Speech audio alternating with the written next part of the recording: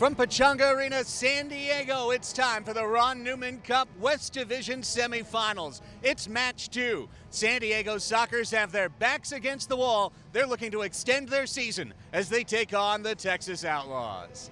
A very pleasant good evening, everybody. Alongside Tony Sanchez, Craig Elston on hand with you. Well, there's no question about it. San Diego is back at home with their backs against the wall. They dropped a 6-4 decision to the Texas Outlaws Saturday at the Mesquite Arena. So the stakes could never be more clear, Tony. You got to win this game to earn a knockout game. Anything less, and the Outlaws move on. Absolutely, and with that victory, the Texas Outlaws snap a 10-game winning streak for the San Diego Sockers in the first round of playoffs. The San Diego Sockers also have let 3 slip consecutively, and this is going to be the time. The time is here. The time is now for San Diego to really turn it up, because there is no tomorrow if they don't. That's exactly right. If you want to keep alive Pechanga Arena and the San Diego Sockers and the old mystique, it's got to start with a win here in match 2. And you know what else has got to get going? Tavoy Morgan. He was back in the lineup. His suspension was rescinded, but you couldn't tell it on the scoreboard. He was shut out on Saturday. And Tavoy has been incredibly important, leading the team here this season. 26 goals, 22 assists for a total of 48 points in the regular season. Tavoy has been absolutely lights out, but it needs to be crucial and focused here in the playoffs in order to make that impact that the San Diego Sockers need tonight. Meanwhile, the reason why the Texas Outlaws were victorious, their amazing goalkeeper, Eduardo Pollo Cortez, 29 saves, a career high. He was seemingly everywhere. I mean, a goalkeeper, un arquerazo, Pollo, doing everything in his power. A record for him, 29 saves. 897 save percentage in that matchup. He's going to be a person to look for if and when the Sockers are looking to score, because they had a difficult task in front of them. Indeed, and this task couldn't be too much more difficult. It's Texas and San Diego, and the Sockers need not 1, but 2 wins. We'll see how it all unspools. You're watching the Ron Newman Cup playoffs on Twitch. Here at Front Wave, our members are built different. They don't just talk of success. They roll up their sleeves and get it done. And with serious value on banking, lending, saving, planning, Front Wave is right there with you. So dream big. We got you.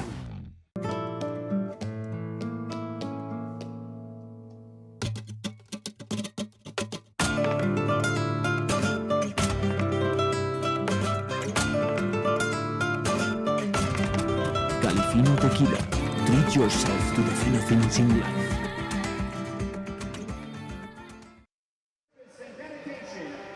It's match 2, Western Division Semifinals. Boris Pardo and the San Diego Sockers need to win this match, or their season comes to an end, and the Texas Outlaws advance to the division finals. Craig Elston, Tony Sanchez, and our TVX Sports Video crew here with you. Brian Farber down there looking to give the good vibes, as he's going to be delivering a ceremonial first kick to his longtime roommate friend, Craig Giles.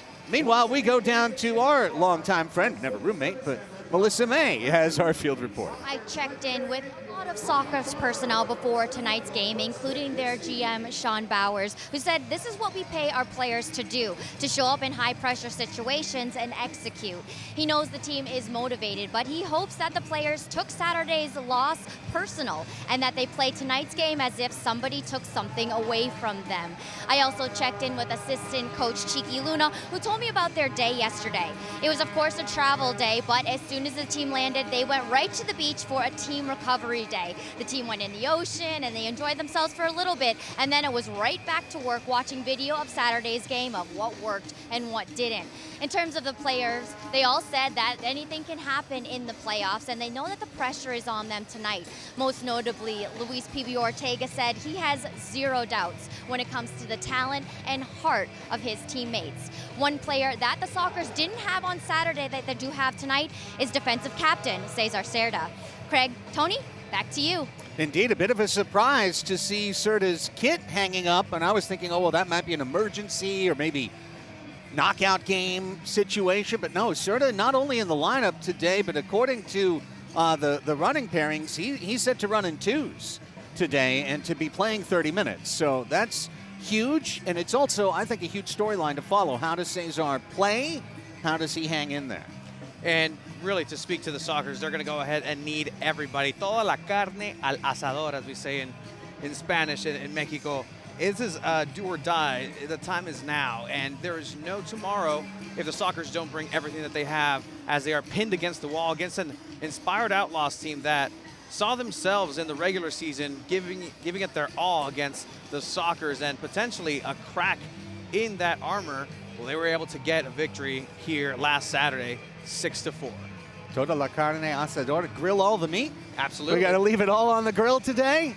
Don't leave any in the fridge. Well, the Sockers have to win tonight twice, have to win the full match to earn a knockout game. A loss in either ends the time that began in 1980. In the fall of 1980, the first time that the San Diego Sockers set foot inside what was then the San Diego Sports Arena, and then became the iPay One Center and the Valley View Casino Center, and now Pechanga Arena San Diego, where the Sockers want to continue their time as a tenant through the end of the month and maybe into a little bit of May if need be. But that's the stakes.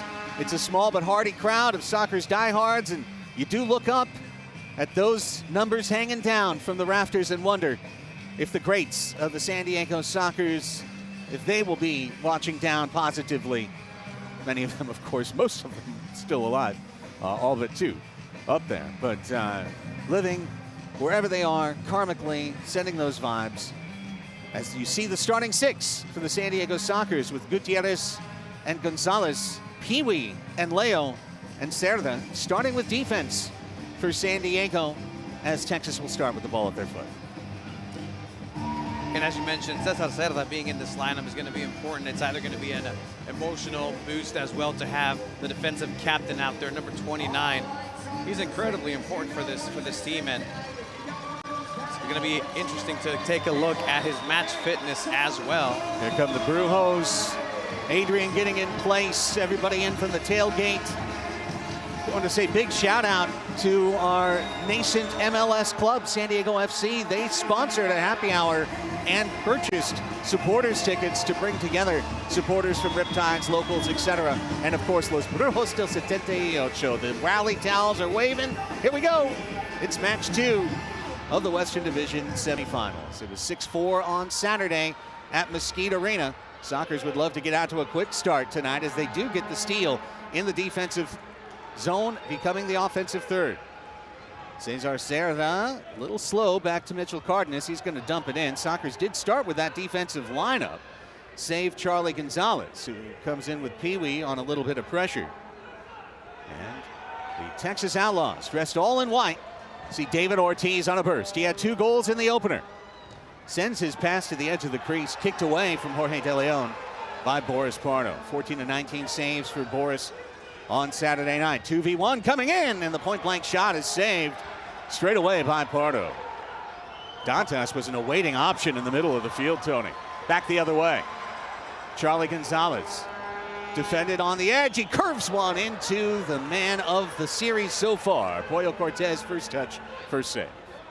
And it's going to be a match to take a look at the goalkeepers in this. Eduardo Pollo Cortez, the MVP last game here on Saturday, but Boris Pardo also has an opportunity to clean a couple of those goals up, where I know he knows he could have done a little bit better having an intervention here early on.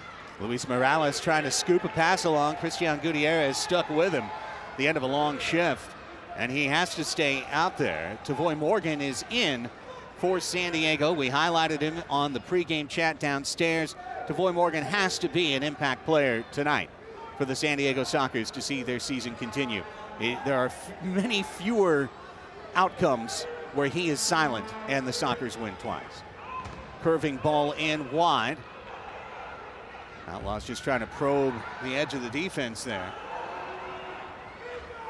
And San Diego in their blue and gold, turning with Felipe Gonzalez. Gabriel Costa gets it back from Escoto and runs the middle of the field. Costa to the red line. Costa coming in! Left-footed shot just wide. Aguirre, former Socker, challenged by Escoto. Foul called on Brandon. Good run there by Costa. Dribbling past defenders in the middle. Getting that left-footed shot, but this one first with Charlie Gonzalez. Just testing Pollo. Here is Aguirre, the left-footer. Scored a critical goal in Texas the go-ahead goal. Left alone in the fourth quarter down in the low corner. Pollo under a little bit of pressure. He's never been afraid to go out. He very much ambulatory. So always also has that distinctive neck wrap. Almost kind of like a travel neck pillow he's got there to keep himself warm. Yeah, definitely. You can definitely put him out as a goalkeeper across the league with that unique turtleneck that he dons. I mean, I guess it's kind of like a buff. Maybe he could put it up on his head if he had to. He likes it around the neck. Boyle was great. He is a one-time soccer. He came and played one game and won and was very good. Gave up only 3 goals. A couple seasons back, I think it was 3 seasons ago, found his way to Texas, and I remember saying to Sean Powers, never should have let that guy walk out. He's really good. And he certainly is, and he is the reason, the main reason, not the reason, but the main reason why Texas is up 1-0 in the series. No score yet in this match 2. A must win for San Diego. Texas has 2 bites of the apple this evening. If they find that they're in a victorious position or a challenging position in match 2, well, they're going to go all out to try and close the series. If they find themselves behind, they do know they have a chance to win in 15 minutes. If they don't, in 60 minutes. The knockout game, one of the unique courts. That was certainly a handball by David Ortiz. Finished into the net anti-karmically by Eric Macias. We'll see if the soccer gods were watching. 11:42, clock running, first quarter. Tavoy Morgan gets double team gobbled up. De Leon shoots, blocked by Cardenas. No support situation there as a double team came from Morgan and just swallowed him whole. Here's Ortiz. On the restart, dangerous chance. De Leon puts it through traffic. Cardenas is there on the sweeper clearance. And the Outlaws have it back on their toe. Coached by the legendary Tattoo, the second all-time leading scorer in the history of the sport. A top 6 starting player if you were going to make the all-time starting lineup in all possibilities. Here's Leo. Big steal for the Brazilian. Boy, they could use him being his old self in the playoffs. He's been back about 3 matches from injury, but has yet to show that real Leo form that we've known for years. He's making a run up the middle. There was no path. Now Childs by the KP San Diego logo. Kaiser Permanente, proud presenting sponsor of the San Diego Sockers for the 6th straight year. So proud to have them on the front of our jersey. Pardo and the captain, Childs, cuts it along the red line. The veteran Vic Mora Leagueway playing for his 3rd team this season. Former of St. Louis and Dallas. Got held on here on a giveaway. Felipe Childs shot blocked by Uzi, who was credited in Texas with 10 blocked shots in the first game. Returning to his typical position on the defensive line, as we see him right there. He gets it away. Childs was hoping for a different feed. Now here's Leo. Leo cutting back to the right foot. Leonardo de Oliveira. Fellow Brazilian Costa down low. Here's Ruggles. Ruggles trying to cross. He had Childs on the other side of the free throw line wide open. Well blocked out by the Outlaws. But Serta wins it right back for San Diego. First 5 minutes, 10 seconds done in the first quarter. Looking for the first goal of the match. Costa wants it. Tried to spin one in between 2. That was an ambitious attempt, and we have a foul on Uzi. 70 on 70. Right there. We welcome you to this presentation of the Ron Newman Cup playoffs, courtesy of the Major Arena Soccer League. Go to maslsoccer.com to find out everything you need to know about the league and the incredible playoff action so far in this first round. Ruggles to Voy. Trying to settle a bouncing ball. Wasn't able to establish position that time. Costa to Escoto, another player who, when he gets going early, can be really something. Brandon out to Serta. Now Ruggles. Morgan's got it. With Pollo down. Tips it over for the goal! Juras has the Sockers on the good foot at home as Tavoy made the position to get the pass off for 1-0. Tavoy Morgan making the correct choice here with his back against two defenders, one of them being the goalkeeper, knowing that he had small space to work with. There's no chance of him turning and shooting. Sees Churras making that diagonal run and giving him the opportunity. All started from a Gabigol Costa. Fantastic pass, silky smooth. It's exactly what the doctor ordered for the San Diego Sockers here in the first quarter. 1-0. Van ganando los Sockers. 5:52, the time of goal. Now San Diego needs to be on their P's and Q's on this shift. They conceded twice on the shift after a goal in match 1 of this playoff series. They've at least gotten through the celebration, so that's a good sign. We were at the Ultra Star Cinema, so they were chanting, you know, Craig Giles, oh, goal. You know, it's like, oh, it's the most deflating thing. Here's the run by Charlie on the steal, tries to feed Tavoy. Tavoy in between two, draws that foul. Really positioning himself, Tony, to get that foul. And a little bit hobbled, but yeah, that's a real hobble. Tavoy coming off on this play. Did get tagged up a little bit there, but it did also seem like he had twisted his ankle in an awkward position. Yeah, he's having trainer Paul Savage look at it right now. Giles, meanwhile, rolls it over for the goal! It's Churras with a brace! It's 2-0 for San Diego! The Sockers coming in with some vintage play off the set piece. De la da el Capi, serving it just right.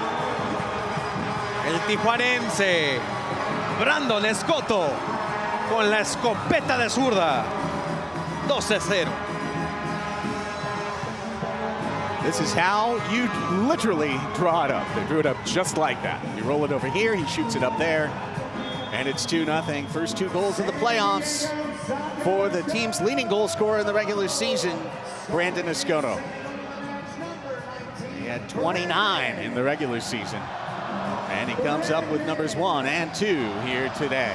And maybe a chance for another. Felipe finding Charlie on the right half wall. Back to Felipe. He scores! 1, 2, 3. The Sox are on a roll. The San Diego Sockers are making a statement. Pachanga Arena erupts with another golazo. A mistake by Texas in an easy giveaway. Chadley turning around, making sure that he has some teammates in space. That's 3 consecutive. Muy rápido aquí de los San Diego Sockers for the 3-0. 2 goals in 21 seconds. We take a timeout, and we'll keep it right here. Never mind. Let's keep it right here and show you the Sockers' history in the first round. They've done it before, rallying from losing the road game to win a Ron Newman Cup playoff series. First time it happened, first round against Tacoma. Pretty famous 5-2 loss up there. Came back, won handily. 9-3, 6-2, controlled both those matches. Then, of course, we can never forget 2021-22 against the Savage, losing in overtime. Down there on the Torres goal, 7-6, coming back 6-2, and then the mini-game win, big goals, Christian Gutierrez, Juan Manuel Rojo, 4-1. San Diego got the job done. Overall, this is the first-round record in the MASL of the San Diego Sockers. They lost their first time out, a single elimination to the Las Vegas Legends here, 7-6. They swept Tacoma. Had a situation in 2016-17 where they won, had to go to Ontario, lost game 2, won the mini-game. Beat Tacoma, as we mentioned, in 17-18, and then that began a run of 10 straight wins for San Diego in the opening round, a streak that was interrupted Saturday and ended by the Texas Outlaws. Time to start a new streak. Absolutely, as we've been talking about, large part because of Eduardo Pollo Cortez, which right now during that timeout was getting a couple of words of encouragement because there was... Look how, as Aligwe tries for what would have been an audacious goal, floating in the air.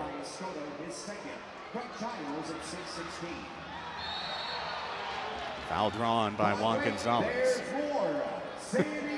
Callan just getting through the goals scored.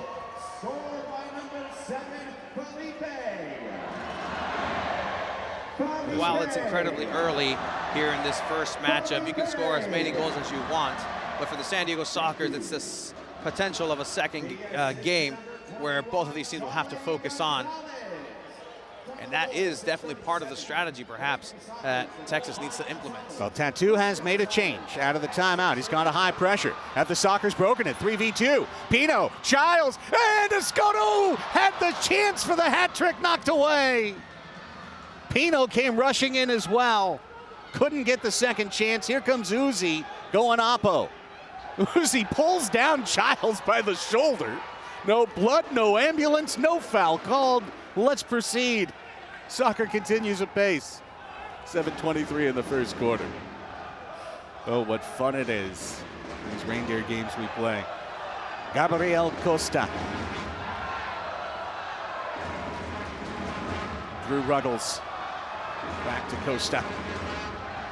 Lifting one over Leo's head. Aligwe steps in to intervene. And Leo fouls him on the way by. Vic Moore. Let's take a look at this. Great opportunity, Tony. Yeah, moving in transition, anticipating those movements in order to try to counterattack, and a great stop by Pollo there, but... Uzi blocked the cross pass. Steal. What? As Charlie was turfed, the whistle had already gone for a foul the other way. And it continues. Texas really trying to turn up the heat right now.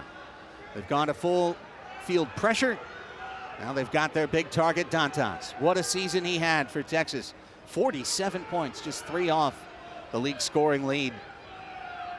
Dantas had to take a much heavier load with Luis Morales down. He almost tucked one in, and De Leon was there and couldn't find it on the far post. And it's right back to the Outlaws. Ortiz, the precocious 23-year-old, wearing the captain's armband. He'll be on a flight, I believe it's Nicaragua, for the CONCACAF Futsal Cup.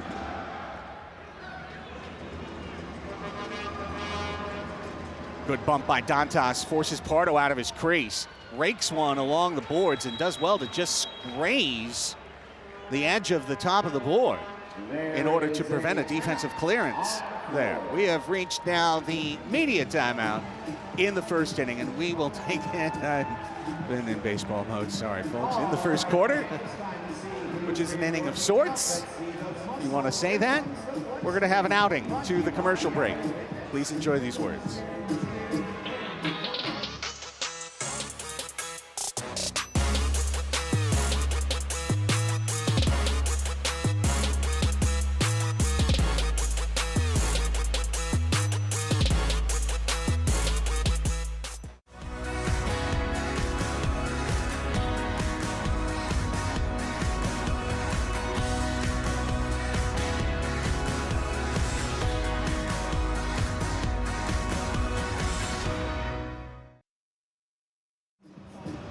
Sockers flexing early, up 3-0. Isi Mani's here. He's ready to go. He's ready to go the long distance tonight. And so are our supporters. Look at the energy.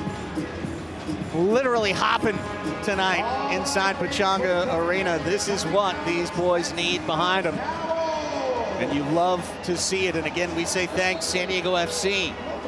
Thanks to the great Jerry Jimenez being a part of that. DK Aniwo, of course, all the way up. All the way up. Saludos, carnales futboleros. And thank you to everybody who's coming in and really representing San Diego, because these fans know what it means tonight. It's do or die time, and so far the San Diego Sockers look like vintage San Diego Sockers right now. I'm actually really impressed on a Monday night at 7:30 at night, this crowd. It is very impressive. Spencer Ishii, Sonora Shaven, Ezra Burdett, Sean Bowers, John Green getting the job done once again. Incredible job by the Sockers front office. What a try from outside by Ortiz. He tags the center of the crossbar from well behind the red line. And Boris, here's a seam, here's a pass forward. Ortiz takes it away from Gutierrez. Out to the San Diegan and proud Papa, Andy Reyes, who draws a foul. The youth of Texas, it just stands out. Of course, you've got the veteran of 34, Vinny Dantas, up top, but coming into the season, Ortiz at 23, Mendez at 22, Luis Morales, 24. Luisito. Reyes trying for the Wallace scorer pass. Kept away from Dantas, who the Sockers need to always mark all the time. He is strong, he's resilient. I believe 3-time champion, could have been 4 with Baltimore. Don't quote me on that. Mitchell crossing it back for Dantas. Double team, good step in by Escoto. Brandon then gets stepped in himself, and that's Pardo's turn to come up with a huge kick save from directly by the near post. What an incredible save that we just saw here. As a delay on the Sockers bench. Here it is again. And that's the kind of kick save that you love. And it looked like Dantas was trying to wedge that between Pardo and the near post, which is where he gave up a couple of goals on Saturday. So it's a big intervention in so many ways for Boris Pardo. Off to a great start. Of course, there's a long night ahead, including 50 minutes left in this one. And Luis Morales ready, finding Uzi. Never look out for that toe poke when Uzi's around. Morales just gets shoved to the ground by Guerrero Pino. What, is that wrong? Foul on San Diego. Cody Ellis, the longtime sidekicks veteran, now with the Outlaws. Keeps it moving. De Leon, formerly of Ontario. Slide tackle tried, but it's still loose, and then Pee-wee tips the ball loose at the last second. Counter is on. Charlie Gonzalez is the runner. He's got Childs on right wing. Here's Charlie. Right in on Poyo. A couple of options there, Chadley, but believing himself and have that left foot in order to create some chaos. But Poyo stopping that without spitting it out for a chance for a rebound shot. Stepping forward, Aguirre to Aligwe. Vicmore Aligwe. Nice little move. Draws the second defender. And rolls it back out to another veteran and another former sidekick, Mike Jones.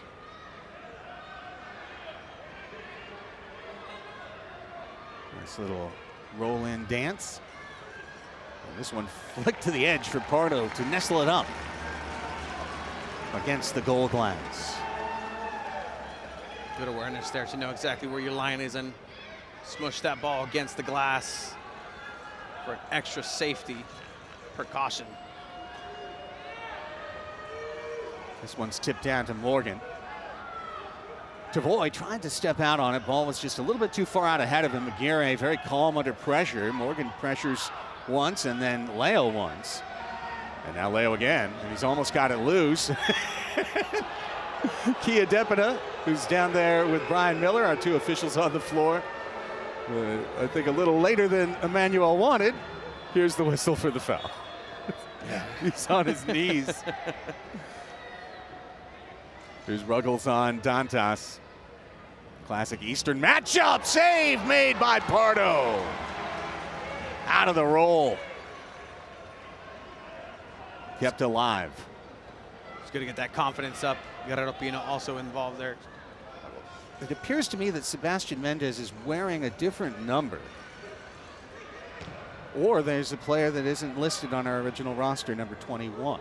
Dantas finds the turn. Pardo again. Pardo, and that's a huge one. And Dantas wanted a foul for holding. Miller watched and said no. The pressure for Texas is paying off. Some great chances here in the last few minutes. Again, it would be against the run of play if San Diego put one in right now. It's taken back by the Outlaws. Once again, an emphasis on what Boris lacked on Saturday, that near post awareness. 2 back-to-back saves in that same area, both on different sides. Here's a chance. And reading the angles. It's the man who's been the man of the moment so far in this first quarter, playing clinical.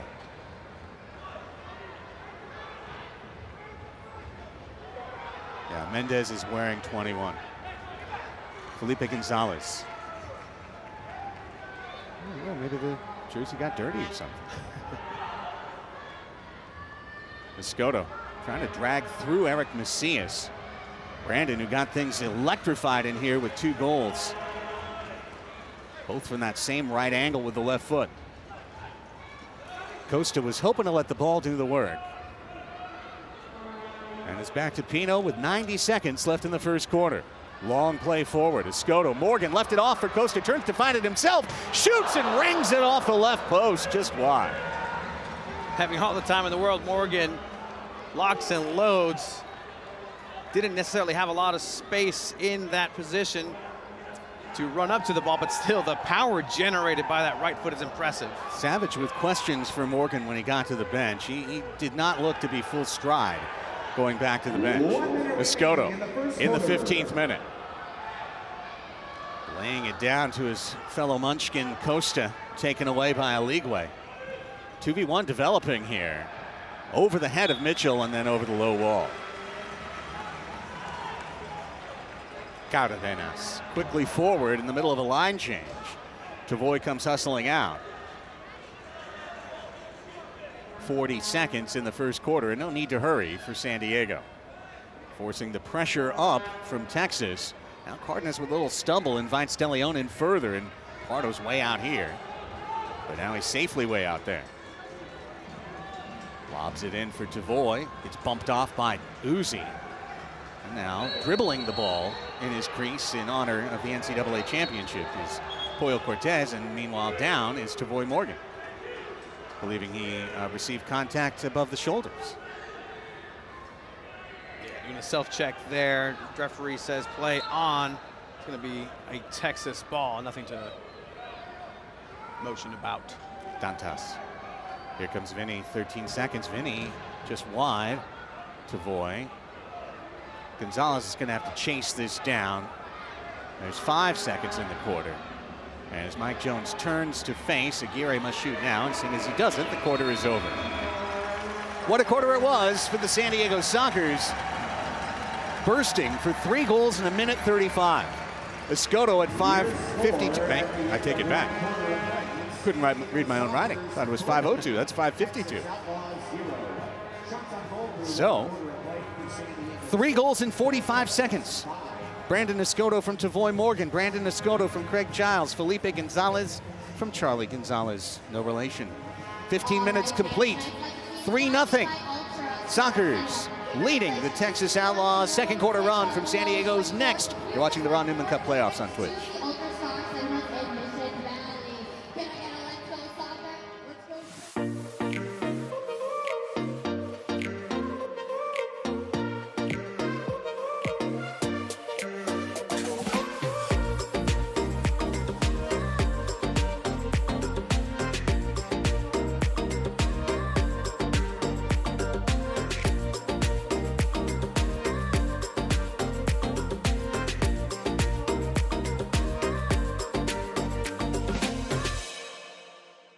All right, yeah, thanks, for sure, I'll be there. Hey, wait, hold on, I'm running by the field right now. You're never gonna guess. Dude, Medina's here. I think he's training for a comeback to the Sockers. What are you talking about? Medina? He retired 2 years ago. He's too old, bro. Oh, dude, you're right, bro, he's too old. Okay, so that barbecue, yeah. Don't wait for the pain. Call your Cairo today. Dr. Corey's office, how can we help you? Oh, I got this. Let's get him in. Okay, sounds good, Mr. Medina. We'll see you shortly.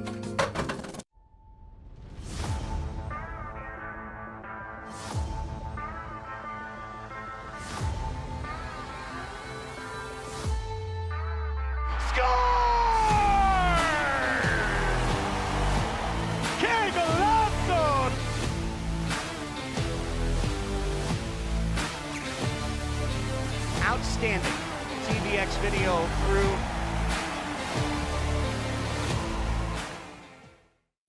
Here at Front Wave, our members are built different.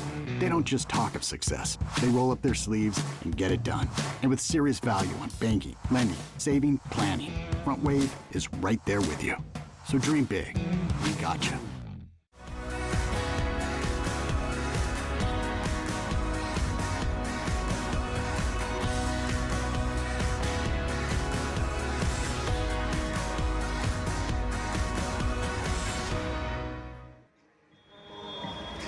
Craig Giles and the San Diego Sockers with the ball on their toe, running left to right in the second quarter, leading the Texas Outlaws 3-0. Craig Elston and Tony Sanchez, Melissa May, our TVX Sports video crew here with you from Pechanga Arena, San Diego. Match 2 of the Ron Newman Cup Western Division semifinals. Sockers trailing the series 1-0 after losing to Texas 6-4 Saturday in Texas. They must win to force a knockout game. Serta shoots in on Poyle Cortez, who has still been good tonight, but fell victim to a flurry of Sockers goals in the middle of that first quarter. Boris Pardo has been tremendous in the first quarter. And Sockers as a whole, I think, took it a little personally to have that performance in Texas, coming in strong and really showcasing the best of their soccer, some of the best soccer that we've seen this season from them. Boyo's got it for the quick rollout. Texas, again, just resetting, because I know the way the playoffs are featured, we get a lot more first-time viewers in the playoffs. The way these best-of-3 series work, Pee-wee kicks it out of play, is that there are 2 full matches, but there is no aggregate. People always wonder that. There's no aggregate in this. If there was, we'd be up 1. Here is Dantas down in the corner. Instead, it's 2 different, independent match results. As the shot is too high by Gonzalez, it's out of play. And in the event of what San Diego is hoping for, hanging on to this lead and winning this full match, we'll take a 15-minute break, just like a regular halftime, and then we will come back and play a 15-minute third match. It's just like starting the third match at the beginning of the fourth quarter in a tie game. So it'll be 1 full quarter. You can submit separate lineups. Everything resets. And the winner of that, which if it's tied at the end of 15, goes to golden goal overtime, would be the team to advance and face the defending Ron Newman Cup champion Chihuahua Savage in the Western Division Finals. Congratulations to the Savage. Doing what San Diego wants to do. Taking care of their home floor last night and defeating Tacoma back-to-back.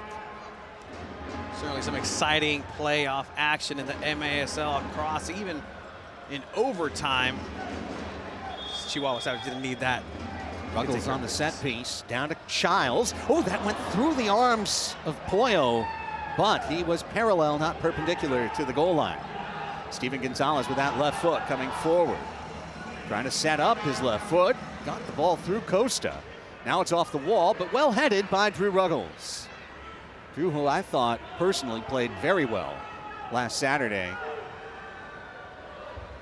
Last couple Saturdays, to be honest with you. Here he goes battling on Dantas.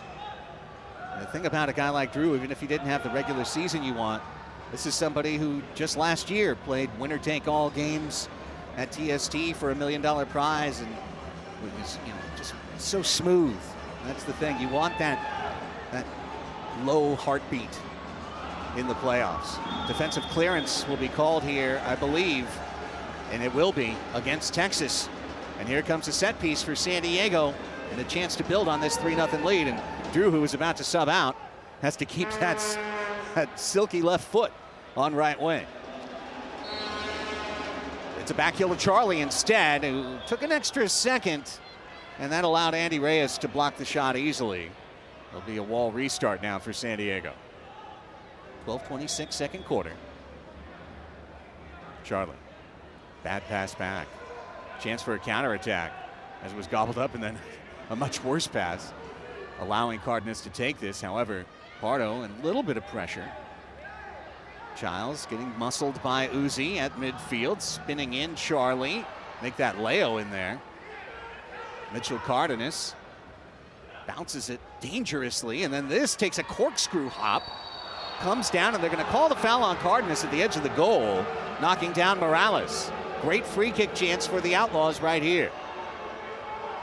Morales going to ground as soon as he felt Mitchell's hands on his back. Not necessarily sure if there was an extension of the arms, that little shove there. A little bump. I think it's okay. It's going to be a great chance. There it is! And the pass got through for the goal. Vinny Dantas was waiting. All the Sockers in between could not get a touch, and the Outlaws are on the board. An excellent set piece here, and Vinny Dantas collecting that ball from a rather unorthodox angle. Coming at him, descending, but he's able to connect with it exactly where he needs to. Good set piece here by the Outlaws. 3:02 that time, a goal. Dantas from David Ortiz gets his 3rd point of this series. And now the Sockers get the shot away from Escoto. The change to high pressure defense has worked, but now the Sockers have a chance to move. That ball a little bit too far out in front of Escoto, bouncing. And that took the play away. He had Morgan running on the wing too. Now bursting in Aguirre, and coming up with a save is Pardo. Chest save, Boris Pardo. Foul called behind the play as Pee Wee gets knocked down by Reyes.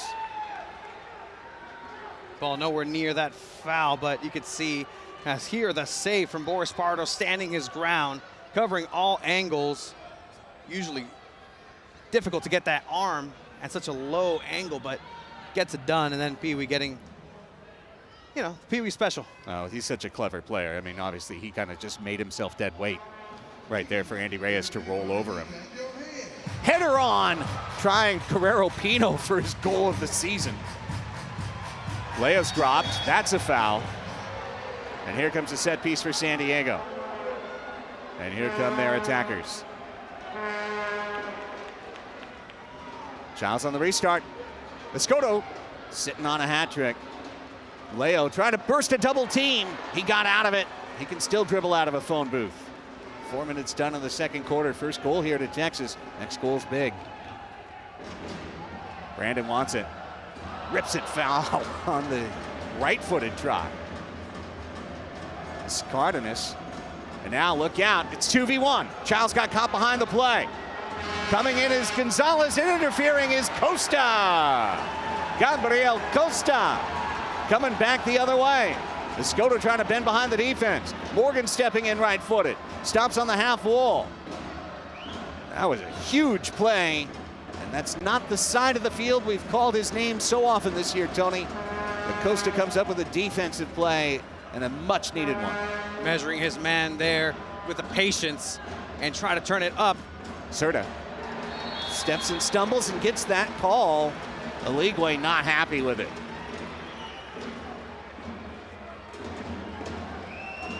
This looked like a goal to me coming down the field. Also, kudos to Craig Childs with that hustle, making sure that that pass gets cut off, allowing Costa to step up earlier. He's got Costa. Spins one through the defense, but not toward the goal. Back to Childs. First 5 minutes done. Childs' left-footed shot blocked by Aligwe.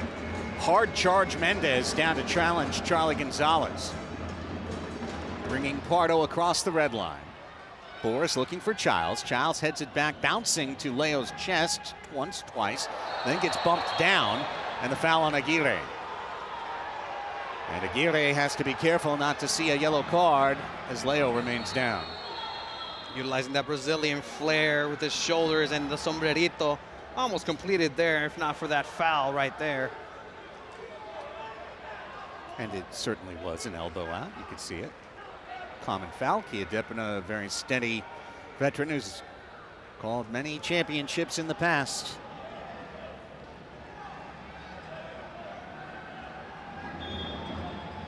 Charlie Gonzalez. And Brandon.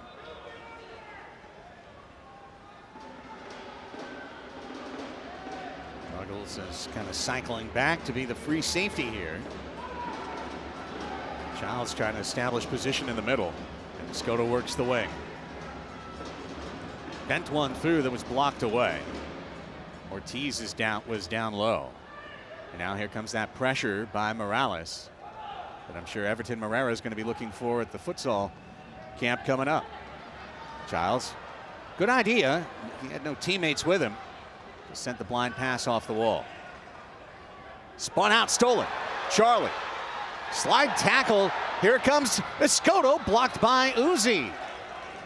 And a ball restart, San Diego. We're seeing the Sockers do very well in that attacking third in order to regain possession. And also they're moving quickly. Another block. And Uzi rakes it away as Charlie tried to run through. A lot of effort being expended by the Outlaws here ever since that 3-goal burst. And they've gotten one back, and Morales wants another. He ripped it off the Dana and Mission Bay dasher board where he stayed last night and will stay tonight. Morales creating his own space in such a tight square. You can see the futsal skills. Absolutely. To get it away so fast. Here comes Uzi. Hustling down the floor, trying to get the give and go with Dantas. That would have been the all-time record for most beef on a give and go. Boris says, where shall I throw? And Dantas is right in the hip pocket of Leo here. Two Brazilians going at it. Two guys who like the churrascara. Looking around as he gets the ball. Gonzalez, under 8 now, here in the second quarter. Tavoy trying to keep it moving. To Costa, to Tavoy. Tavoy, little fake, back to the left. He shoots, it's blocked by Cody Ellis. And then Pino, Dantas collide. And it's San Diego, and it's the Reese. No. Soccer's really playing some heads-up ball here in the first 2 quarters. You see here, Boris doing everything he can to cover that angle, but a great shot. He had it covered. If it was on net, it would have been saved. 7.5 next dead ball will be the media timeout in the second quarter. At some point soon, my partner will be heading down because he is goalkeeping in the media game at halftime. Here comes Costa. Oh, looking for Childs off the wall. Going to the 2 safety defense, we're seeing a lot for the Outlaws there. And what I mean by that, Tony, is 2 defenders just parked in the middle of the crease. Not man marking, just creating blockade. It's been pretty effective. Yeah, it's having the chess match between the Sockers attack. Have to be a little bit more creative, but well done by Texas so far. Costa gets a skipper wide. Couldn't be guarded by Cortez. It's back to Charlie with 7:05 left. I did not get the notice from Callan, but one of the Outlaws is on 3 fouls now. And we'll get that sorted when we have a chance to breathe and look at a computer. Here's Charlie on a steal. He's got Leo in the middle. Charlie's gonna shoot. He hits the crossbar. Crossbar down. Leo finding Childs, trying to tip it through to Tavoy, and it was taken away. And well done by Gonzalez, and now back the other way. Dantas on the attack, steps over, bumps past, shoots, hand save by Boris, who had it put back to him, and he had to kick it away outside his crease. What a play. Boris Pardo getting the job done again. Absolutely elite form from Boris that we've seen here, but the danger's not over yet. Aguirre. Back to De Leon. Outlaws have had the better of this second quarter, but only 1 goal. Morales, always dangerous, finding his way back from injury. Match 1 was his first since the start of February. Back to Ortiz with under 6 now in the second quarter. And Ortiz will send it back. He will send it forward and send Uzi into the corner, and it's big on little, and Uzi gets it away, and he can't get the goal in. Just wide, but Uzi dispatched of Gabriel Costa like a hot dog wrapper at Costco on a dusty afternoon. Yeah, got a little bit brave there, Costa, with his defensive effort earlier, but there's nothing you can do with the freight train coming at you. Like 60, 70 pound difference in that challenge. Here's Childs. That's a heavyweight matchup. It's more of a fair fight. Childs and Uzi. The dancing Escoto. Brandon tips it. Childs aims, shoots, kick save. Back to Cardenas, under 5 in the second quarter. Giles aims, shoots, save. Pollo twice. Could really see that one though. Giles down to the turf to try and win it. De Leon cut it back and took it away for the Outlaws. The run of play continues. Aguirre bounces forward. Aguirre is coming in. He's trying to send in, and he forces out Pardo. And the ball was tipped away and couldn't be taken by Aguirre. And now a chance to run the other way. Back and forth we come as Juan Gonzalez sends it to Morgan off the bench. Here's Tavoy finding Christian. Gutierrez blocked by Uzi. In the middle, pumping his fists. He got the block. Soccer's a bit, I would say, as we have a challenge, and I'm guessing that's a challenge for too many men. And, you know, I'd have to see. I got to be honest. Did seem like Tavoy came off pretty quick. Was he thinking it was a 6 attacker situation, concession to the situation? Well, Tattoo's like, yeah. Tattoo's like, I wasn't allowed to do that. Really, I never jumped the bench early. I never did. Ryan Miller and Kia Depina go to MASL video review. 1, 2, 3, 4, 5. Away goes. I don't know. I think they're good. I see one-on-one off, and I saw and get to the white line. Yeah. Got to the touch line. Keep your eye, you're looking at Pee-wee, 69 Pee-wee, and he's inside the line before Tavoy leaves. That's a legal change for San Diego. That should be an unsuccessful challenge. There's 5. There's your 5 field players. There's the man waiting, and there he comes. This is absolutely a legal change. Tattoo was just bummed about it. Let's take, we can't take a break. Sorry, we're providing the feed. Let's take a moment to remind you that you're watching, there it is, the call from Kia. You're watching the Ron Newman Cup playoffs on Twitch. Support the MASL. Go to maslsoccer.com. You can find shops for the various teams. And, of course, for the Soccers, stsoccers.com. I'd love to start promoting. There's nothing to promote right now. This match right now is what's the life. Here's something we can promote. Soccer's Overtime. We'll be on Tuesday at 5. That's tomorrow. Tattoo says, forget about your show. Forget He's about not it. tuning in. Hey, you guys, I hate your show. Yeah, right there. Right Right this there, one. you guys. Soccer's Overtime. It stinks. Don't listen. It says Tattoo. The show Tattoo hates, but you might like. Soccer's Overtime, live on twitch.tv/San Diego Soccers every Tuesday at 5 p.m. That was amazing. Please save that for a promo. We need that from now on. That was great.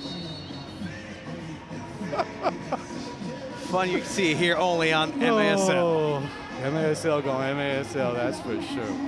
Here comes Costa. 4 minutes in the second quarter. Soccers scored all their goals in a 45-second burst. Like lighting a Roman candle in here. But now they need to find a new firework to ignite. And then see how long it burns. Tavoy, long may he burn. Into the corner with Ellis. Drawing 2. Mendez creeping in. Leo's got a little space, had to bounce the ball. Now it's Ruggles. Through. Sending back in Leo, little cycle behind. Trying to send in Childs. You know, Tony, I'm thinking about your better judgment. You might need to decamp and head downstairs for the media game. If that's what the boss recommends? Yeah, I think you should. Tell Farber he can come on up and sub in for you, which he would never do in goal. All right, here comes Tony's heading downstairs. We're going to be covering the media game. He will be in net against San Diego Gulls legend B.J. McPherson. And I didn't want him to get so excited in the game that he forgot that he has a game to play. I mean, when you've got a game to play, you can't only be focused on the game we have.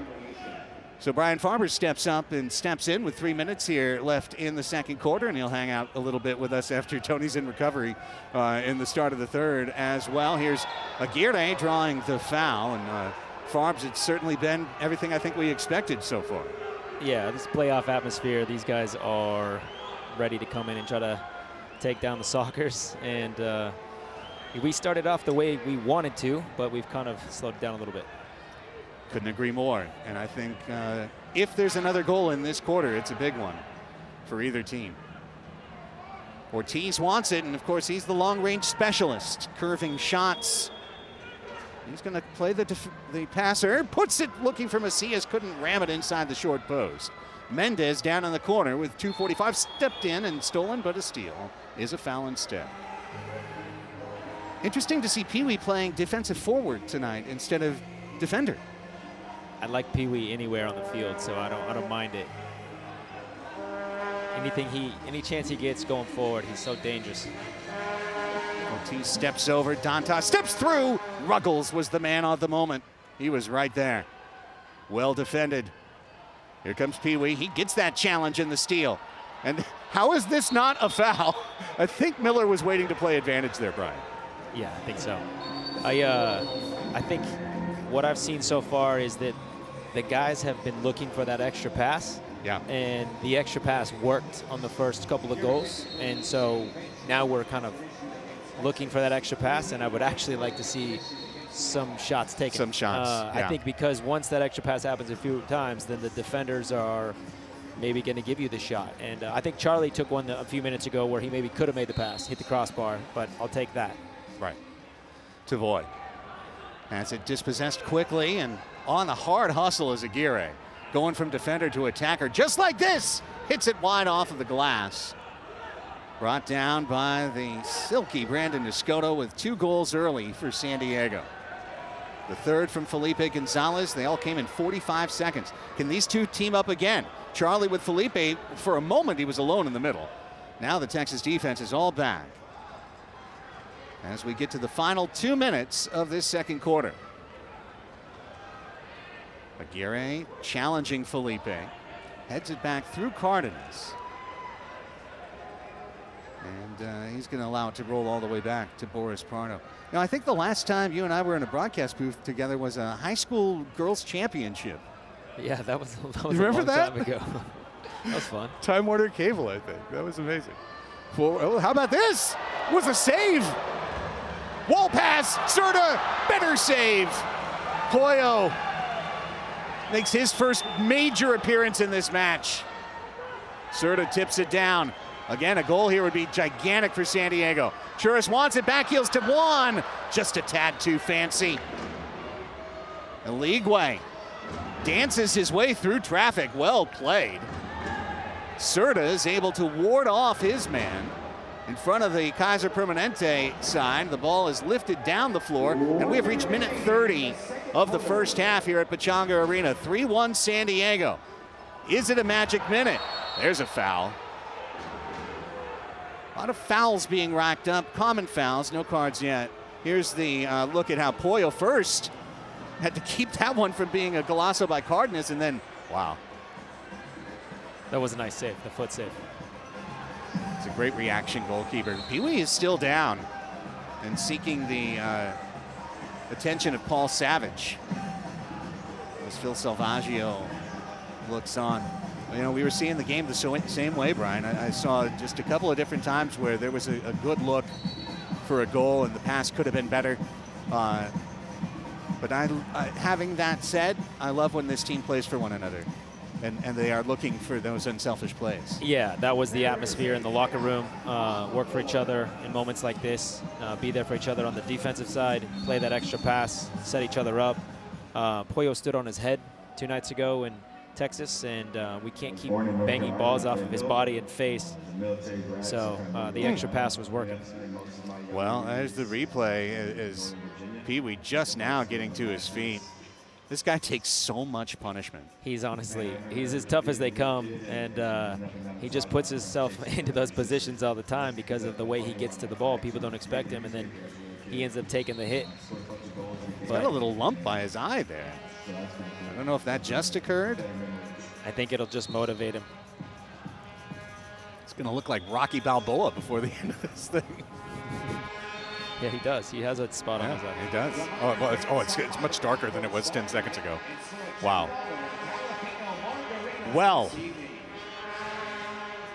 as this timeout for medical attention ends, This is a big 53-second stretch here. See if the Sockers fans can help repel them. How about the work of this small front office and Spencer and Sonora, Ezra and John and Sean to get this crowd in here on a Monday night? Yeah, it's tough to get a crowd on a Monday night. A lot on the line. We need the atmosphere. Another foul on Uzi. They're definitely helping. Another free kick drawn for San Diego. Can they get that one good set piece here like we saw for goal number 2? And that's big. Uzi just picked up his 3rd foul of the match. That means he's only got 2 more fouls left to give in the second half. Sockers putting the pressure on. Those are some body blows. Here's Costa, the 70-on-70 matchup. Ruggles, 38 seconds. Drew, dreadlocks moving, gets stepped in by Gonzalez. Leo now, Charlie, and under heavy pressure from Darren Mitchell. 26 seconds. Leo, eyes up, looking for angles. Doesn't see one. Gonzalez steps to him. Drew keeps it moving. Tough play. Uzi keeps the man away and sends in the counterattack. It's a league way with Mitchell, and Ruggles off of his back. 10 seconds. Shot curves wide. 6 seconds, and the Sockers are going to see this one out and take a 3-1 lead into halftime at Pechanga Arena. Match 2 of the Ron Newman Cup Western Division Semifinals. Sockers got 3 in the first. Do not score in the second. Texas gets the lone goal in the quarter at 3:02, a set-piece goal. Vinny Dantas from David Ortiz. Phil Salvaggio, stern face. He wanted to see that lead extend, but overall, your thoughts on the first 30 minutes, Farbs? Yeah, you have to be happy with the tempo that we started with. That's the goal, is to not come out flat, so check that box. You know, this is a playoff atmosphere. You're not going to score 9 goals. So the fact that they have a 3-1 lead at halftime, there's a lot to be happy about. Definitely the conversations need to be about staying focused on that defensive, keep them under 3, and we win this game, we get to the mini game. Now we also have to start to think about the other element of the mini game and where are your legs and how do we manage the rest of this game when we have to play another quarter. Let's go downstairs. Melissa's with Phil Salvaggio. Coach, offensively in the first half, it seems like the announcers couldn't keep up with the scoring. Where did that intensity come from? When you're behind in a game and you need to win this game, it's do or die. So we came out pretty strong, and now it's a game still. So both teams are playing well. How important is it to have veterans like Craig Childs or Boris Pardo in the net for games like this? Well, you know, they've won championships, so they got to. This is do or die, man. It is really hard right now. In terms of after those 3 goals were scored, it seems like Mesquite adjusted their defense, so they've kind of got 2 guys hanging out in the box. How do you adjust your offense to combat that? I mean, we had some breaks there, and we just got to finish again in the second quarter. We got to finish those balls, you know. Pollo's playing a great game again. Thanks, Coach. Get out there. Back to you, Craig. Sockers outshoot Texas in the second, 17-3.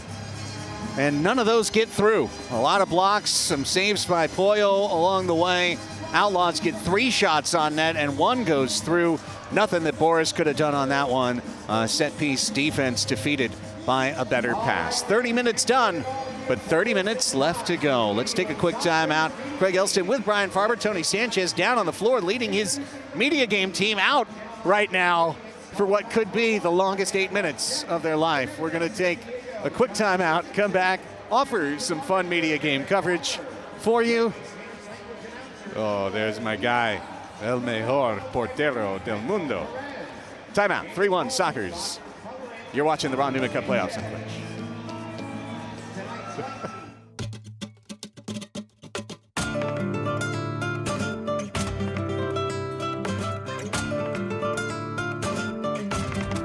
Califino Tequila. Treat yourself to the fino things in life.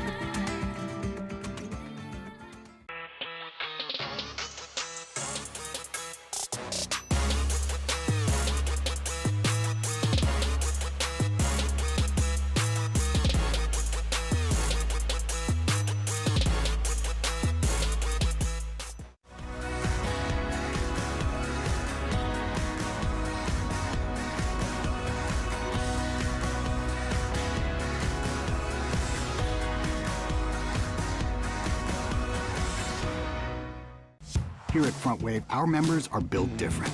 They don't just talk of success. They roll up their sleeves and get it done. And with serious value on banking, lending, saving, planning, Front Wave is right there with you. So dream big. We got you.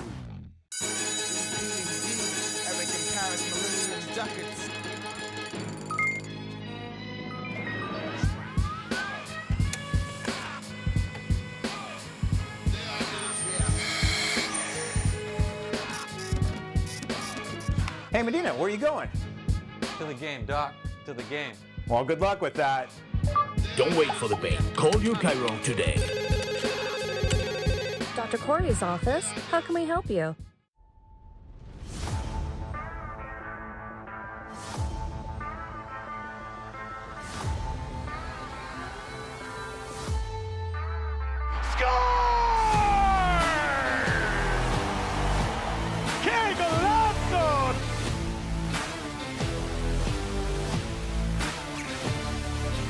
Outstanding TVX video crew.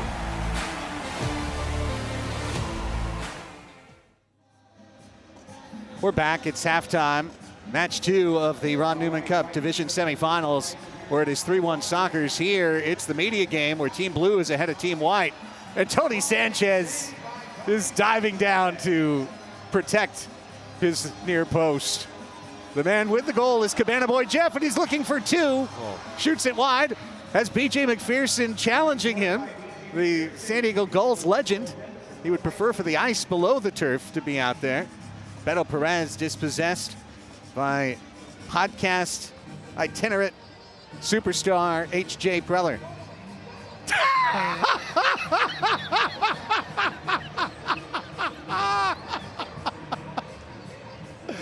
El Portero del Mundo. Here comes Cabana Boy.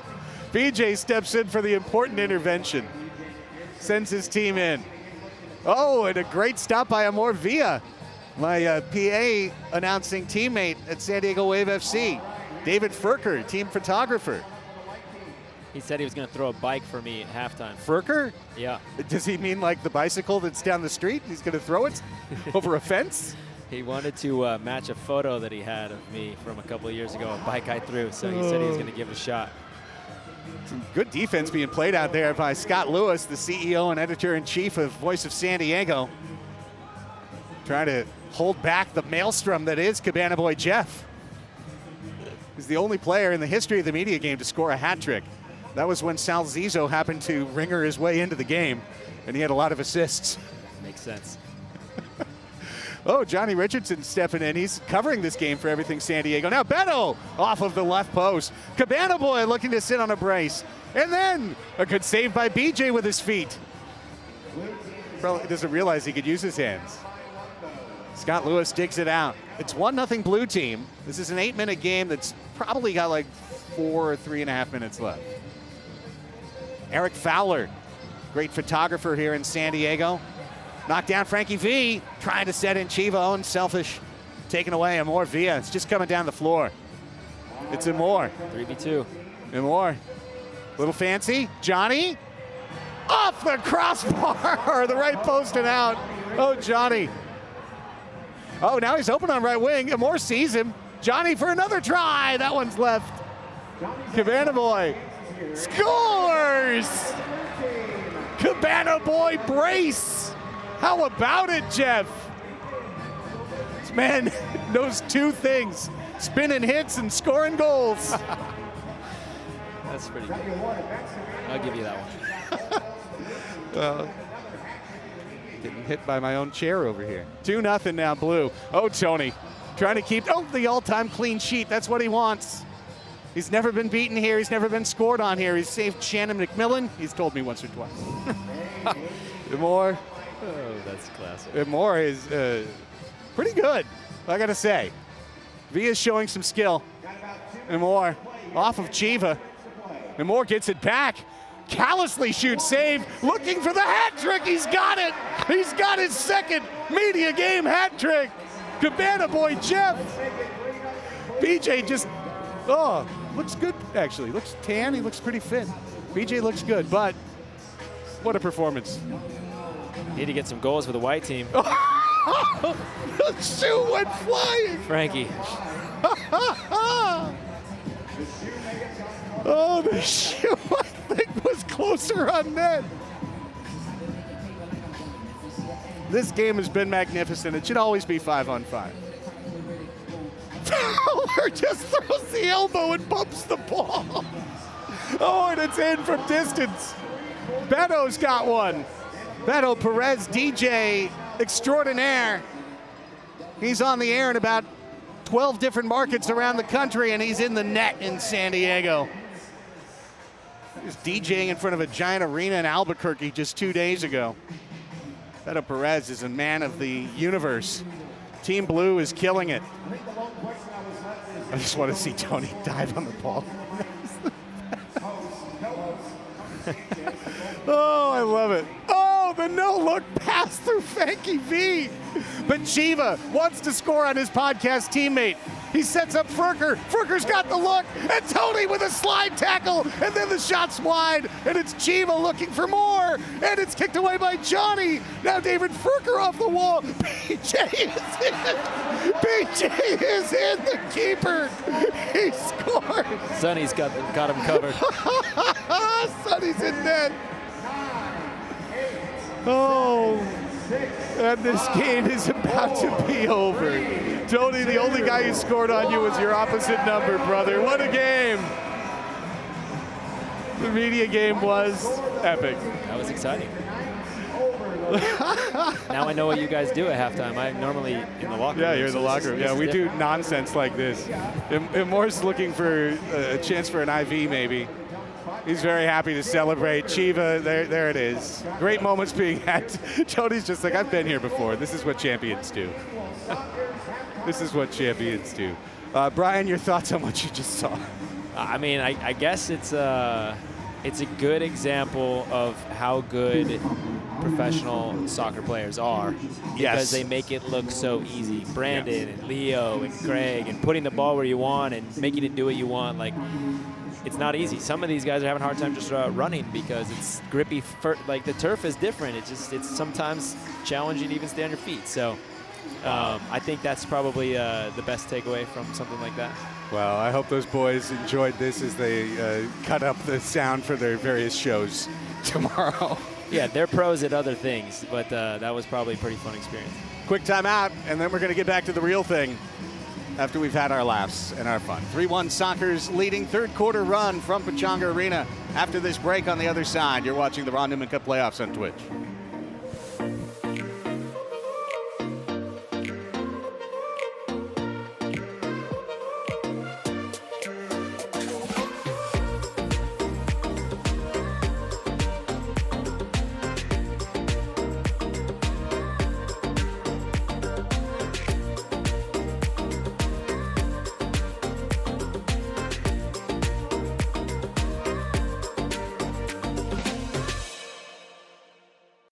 Thanks, for sure, I'll be there. Hey, wait, hold on. I'm running by the field right now. You're never gonna guess. Dude, Medina's here. I think he's training for a comeback to the Sockers. What are you talking about? Medina? He retired 2 years ago. He's too old, bro. Oh, dude. You're right, bro. He's too old. Okay, so that barbecue, yeah. Don't wait for the main. Call your Cairo today. Dr. Corey's office, how can we help you? I got this. Let's get him in. Okay, sounds good, Mr. Medina. We'll see you shortly.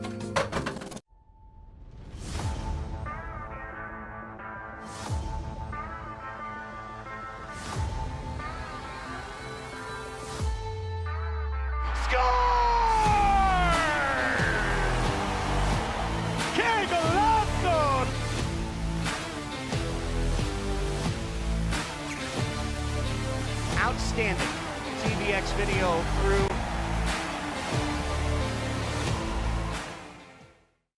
Here at Front Wave, our members are built different.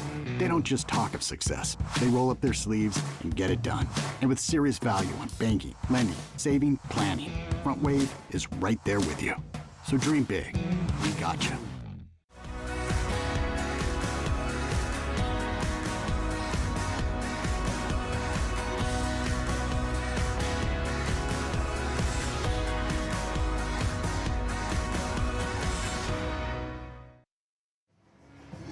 Back with you at Pechanga Arena, San Diego, the grand old arena, which has hosted the San Diego Sockers since 1980.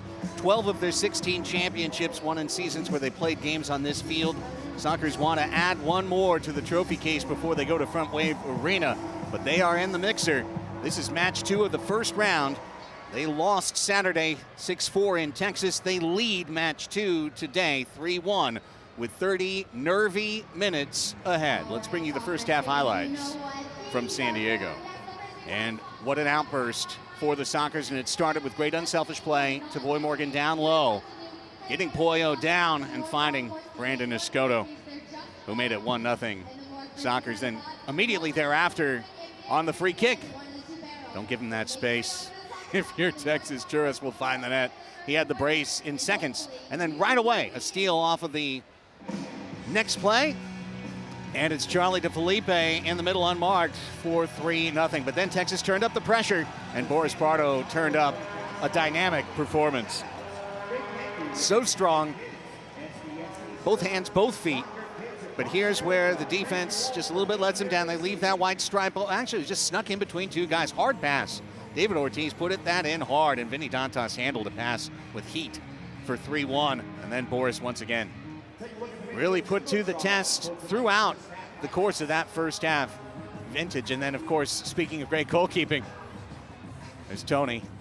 He's still downstairs, hopefully not seeking attention other than the adulation of his team.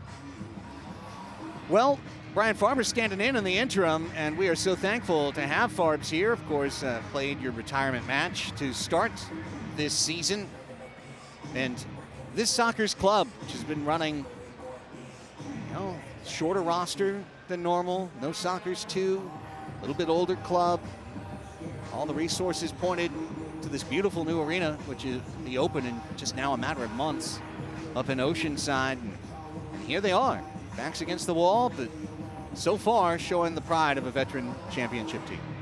Yeah, this is nothing new to them. Everybody on this roster has some experience, even the new guys that have come in. Ruggles coming in and having experience in all the clubs he's played for.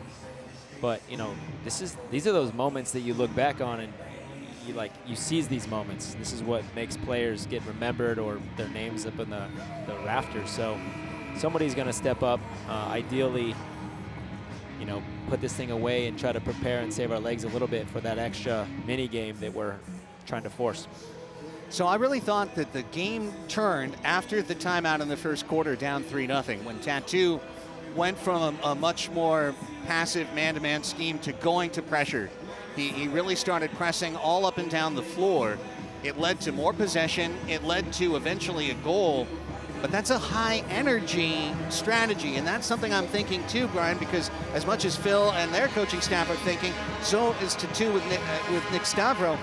At what point does he stop pulling the pressure and plan for a third match, or do you just put so many more chips into this game? It's an interesting dynamic. If they get down a couple more goals, they're gonna start to think about that. Right now, it's still too early to kind of throw in the towel, right, and hope the mini game turns out their way. So, he's a veteran coach and very experienced in this game. He knows that anything can happen in indoor. Momentum can shift quick. So I would anticipate that no decision like that will be made until about a couple minutes into the fourth, unless there's a 4-goal lead stretched out in the third quarter. But I don't see that happening. This is going to be a tight game. David Ortiz and the Outlaws in white. The Sockers in blue with gold trim, Flight Sports design jerseys. The whistle sounds, and here we go. Third quarter action is underway from Pechanga Arena, San Diego, and the Outlaws come out with a determined look immediately. Macias down in the corner trying to win the ball with official Brian Miller right by the side. Now is Aguirre. Aguirre trying to go to that strong left foot. Back, and the Outlaws have the first look here of the third quarter. Jorge De Leon over to David Ortiz, plays it off the wall. Here comes Pardo. What a slide tackle. Now Aguirre tries to chip him, and it's just high. Wow. Take your time, Tony. Tony Sanchez, world-class athlete, not only victorious keeper, but then he decided he'd just run a flight of stairs at the end, not for nothing. Like, I'm so strong, I'll just run the stairs now. So we're going to let you chill, catch your breath, let the heart rate go down. Farbs is good. Morgan pushed off Lucy Tayu. That's Sebastian Mendez. He's wearing 21 tonight instead of his normal 27. Cerda over to Cardenas. First minute, third quarter. Leo trying to send in Felipe Gonzalez. Felipe gets there off the wall. It's Costa with Morgan down. Costa back up is Felipe to the shot. That's that extra pass that we've been talking about. Costa looking for it. Charlie's looking for it. Eventually, that's going to pay off. But that was a tough angle. He had to make that extra pass. But at the same time, I want to see some guys pull the trigger. Morgan, of course, was down throughout and is still on his knees.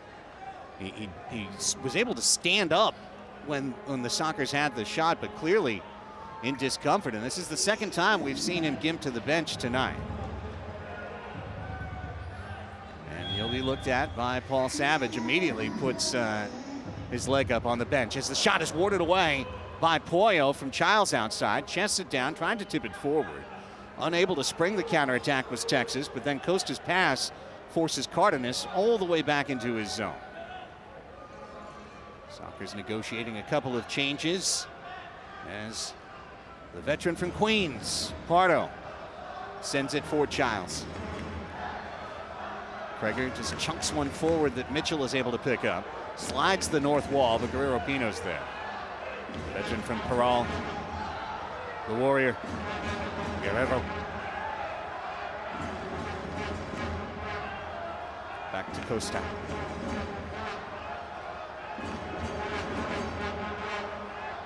So I didn't go down at halftime. I didn't hear the speech, but you were with me to watch Magic. Yes, I was. But I think that the conversation would have been about trying to maintain a little bit more possession in the third and fourth quarter to wear these guys down, so the fifth quarter is easier. I don't know that was the exact game plan. Obviously, we can't just play with the ball and keep it. That's not really our style, but I would anticipate a little bit more possession if we can keep it. Just keep it. Don't force it. Texas has the younger legs. Roster up and down. Here's a league way. So when you do just try to hang on to the ball, you invite that pressure. Well, fitness definitely plays a role into that. Absolutely. Andy Reyes, loving competing against his former team. Always wanted a bigger share of the pie here. Just, it's very hard when you're with the San Diego Sockers to get those shifts. You can get somewhere else like Empire or now Texas, where he's been very successful this season. Great goal in match one. Yeah, that was pretty dirty. Third minute's done. Here's the league way. Never stops battling. He is getting up slowly. There was no whistle on that play as Cardenas recovered the ball. Pee-wee then sends forward Juan Gonzalez. Juan Gonzalez down the middle of the floor. Juan Gonzalez tried to tiptoe it. Mike Jones steps in. Cardenas then awkward, wayward skipping shot. The Christian Gutierrez is able to recover as Felipe, with a long, hard run there, retreats back to the bench. Escoto is on now. Morgan's trying to find him. Tavoy sends it in for Churras, who had 2 goals for 1 and 2-0. Brandon. Usually when he plays a high-energy, high-confidence game, it's great news for San Diego. Charlie, Tavoy, Charlie, stepping in, shooting, save, rebound, sends it, and then poor Brandon, who had the hat trick right there. Saw it roll up his leg, Brian. It's a good ball. It's a good ball from Charlie. It happened quick. Obviously, one of those plays you just can't get your foot around, but still liking Charlie's aggression going forward when he saw that opportunity to take that 3v2. Brandon looking up to the rafters where the legends' names are listed. 4th minute done, 3rd quarter. Aguirre. Ortiz challenged hard by Cerda. Just great to see Cesar out there and moving and holding his form. Aguirre charging in. Ruggles is there with him. Aguirre gets in between he and the ball, but then there's Cerda. Took it out just a little bit ahead of Charlie. Still the challenge is on. Charlie's down, play on. Charlie is staying down.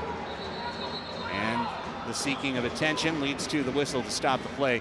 Tattoo in Texas does not like that, as Charlie staying down draws the whistle from Brian Miller.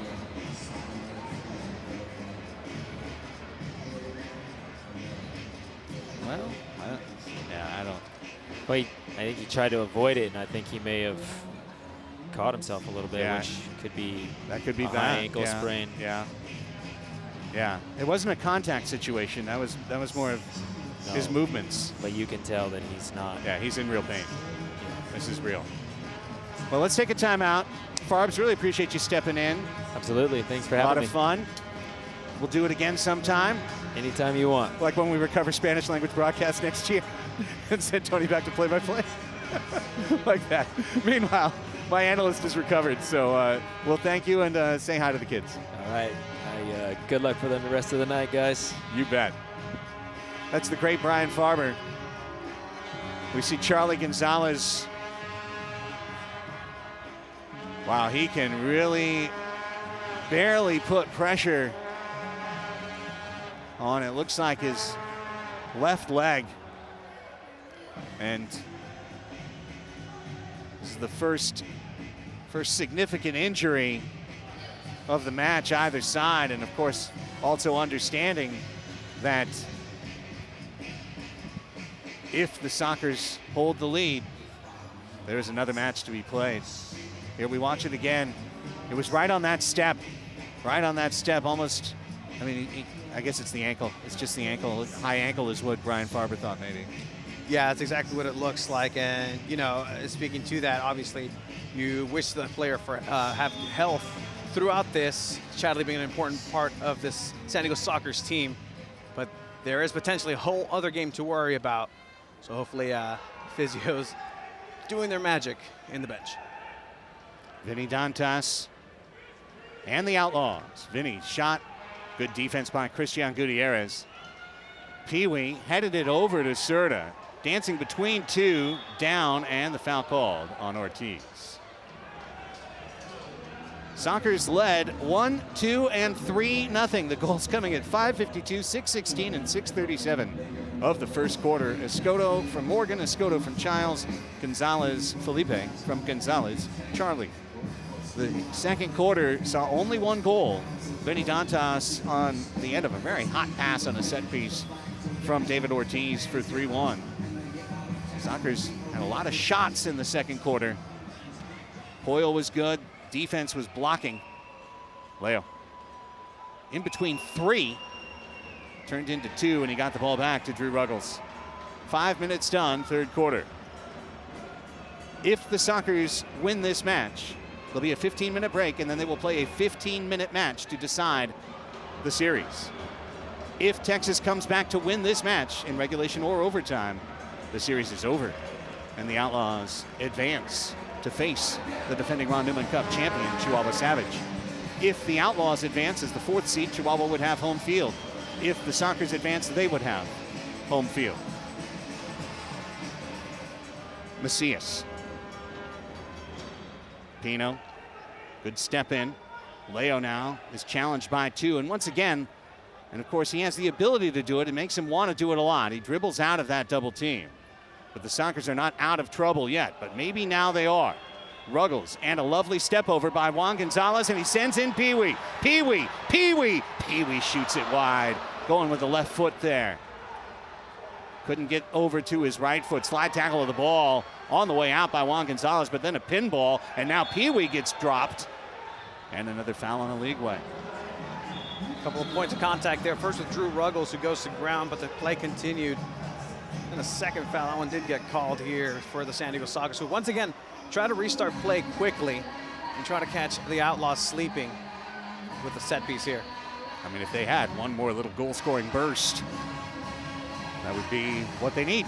That'd be probably all they need for this match. Certainly seemed like that was a game plan early on. Try to get as many on the board as you can early on, and then manage that energy throughout. Two passes to get it to Escoto in the corner, getting held by Cody Ellis. Was held the whole time. Comes out with the ball, shoots and scores! Brandon Escoto, hat trick goal, 4-1 San Diego. La tripleta de Churras. Escoto finding his space, amagando. He finds it here. You don't know exactly when he's going to shoot. He's going to pull the trigger, but he finds that window. the smallest of crevices to sneak that ball past Pollo Cortés.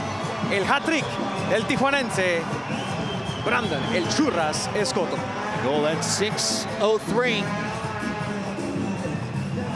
I believe Costa will get that assist. Even though it was a ways back, possession never changed as Costa sent him in to the corner now. Once again, no mistakes, and Pee Wee playing a huge match so far. Absolutely huge match. Got the dispossession that they needed. Gutierrez tracks the ball over the head of an outlaw, and he's got it back. They give it to Ruggles, pardon me, the assist. Look it back, it's all right. He's been playing impressively at times this season to that mitochondria of the Sockers, biology 101. Powerhouse of the cell. And the cell is small, a Pee Wee, compared to other bigger things. Collections of cells, muscles, bones. 8 minutes left in the third quarter. Brandon Escoto 3, Felipe Gonzalez 1, and the Outlaws 1.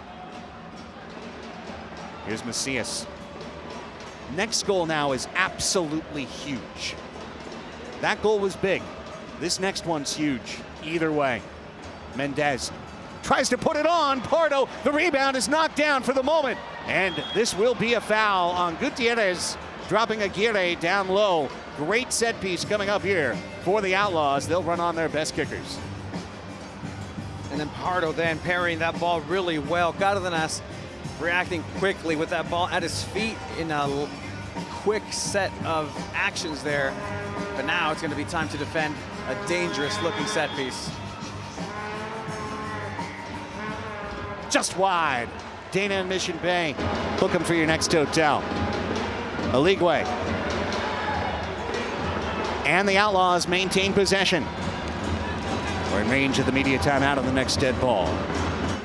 Macias and the Outlaws probing for the goal to keep him in the match. Mendez dancing in. Turns and shoots, and a one-handed save by Boris Pardo, three-time keeper of the year. Simply superb by Pardo there. Took an extra step to measure that ball. Outstanding step by Texas, but then Cárdenas came back to steal it from Aligwe. All spits out for Darren Mitchell to recover. 6:47, third quarter. Serta the steal. Sockers on the run. Good step in by Aguirre to deny Leo springing the counterattack. That was huge. Boris Pardo applauding his teammates with the 3-goal lead and 6.5 to play in the third quarter. See the off-the-ball movement here by the Sockers really coming into play, trying to find and make space where not available, and being smart with the ball in possession, being patient. This is something Farbs was just talking about, trying to, get a greater share of the possession to help tire out Texas and try and make, as he called it, the fifth quarter a little bit easier. Here's Childs trying to bring one down in the corner. He's got Uzi all over him. Uzi leaves a mark. He leaves it to Ruggles. Ruggles tried to cut it over and be extra unselfish. He might have been able to score coming in direct. It's a nice try, though. You can not blame him. Felipe rushing in from the net with Steven Gonzalez. Back to Felipe. Blocked by Gonzalez. Back to Felipe. Trying to play it over the shoulder to himself. Then Childs showing defensive prowess to slide in and try and challenge the ball. Here come the Outlaws stretching the floor. Some helter-skelter possession, and Ruggles draws a foul from Andy Reyes. Trying to foul there, Ruggles, but that touch was absolutely superb. Just enough to get that pass behind him, knowing that there was a teammate right then and there. Just an incredibly intelligent player. Kendis is the official match ball of the MASL. Devoy Morgan spinning that Kendis ball. Held by Leo, or by Uzi. Ball pinballs. Cárdenas trying to refeed and get it right back to Morgan. This one's in the corner. Steven Gonzalez. He's just going to punt. Ruggles settles it. 10 minutes done, third quarter. 20 left in the match. Dale, dale, San Diego is the chant from Los Brujos del 78.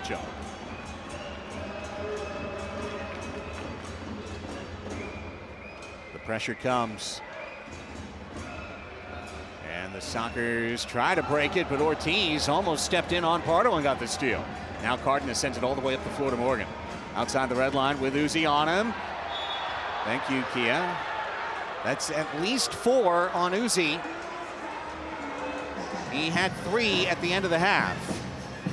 And that means he's got, listening for an announcement, if that's 4, that means he's got 1 foul left to give before a 6th would be an ejection. Did seem like, yeah, there was an extra frustration going into the locker room for Uzi. The pass, Leo back heels down. Morgan keeps it moving off of our camera position, or just in front of it. And back to Cerda. 4:20 left in the third. This one burning brightly right now as Uzi steps in. Uzi Tayu gets the steal. Morgan gets past him and takes it away on his way to the bench. Well done to Boy. Boy has been banged up in this match. But let's be clear, he's been banged up all year. Cerda, little space. Cesar Cerda tiptoeing in. Costa off the wall, trying to get the refeed. Uzi just kicks it out. It's the kind of thing I always wonder, do they call those block shots in other towns? Well, no, it's just off the wall coming the other way. I don't know. What I know is Uzi's a whale of a player, and this is a whale of a match. Let's take a break. 3:52 remaining, third quarter. The Sockers, Brandon Escoto, putting on a show. And he's got the hat trick for a 4-1 lead on Twitch.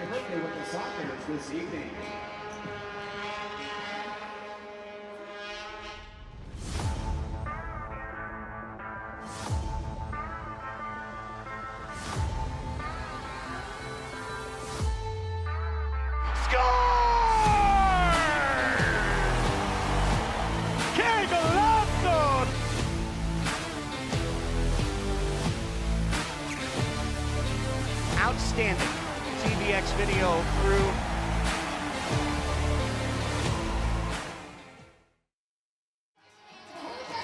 Back here at Pechanga Arena where it's 4-1 Sockers in the third quarter.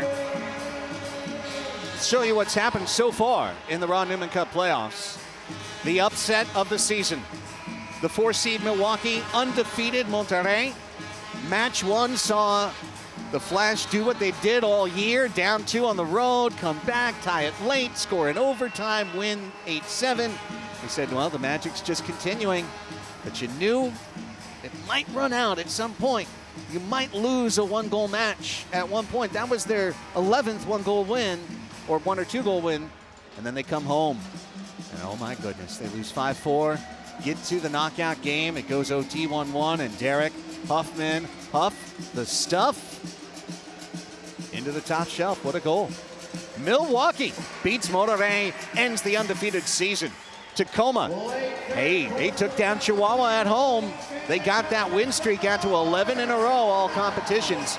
But then beating Chihuahua in Chihuahua, easier said than done, my friends. 7-4 and then 5-0. Kansas City got a Nacho goal in overtime to hold their home floor 5-4 today over UCFC, but that series will go back to Utica for match 2 and 3 if necessary. And here, this is match 2, and the Sockers hope match 3 will be necessary. But Craig Childs just got wrestled down by Mike Jones.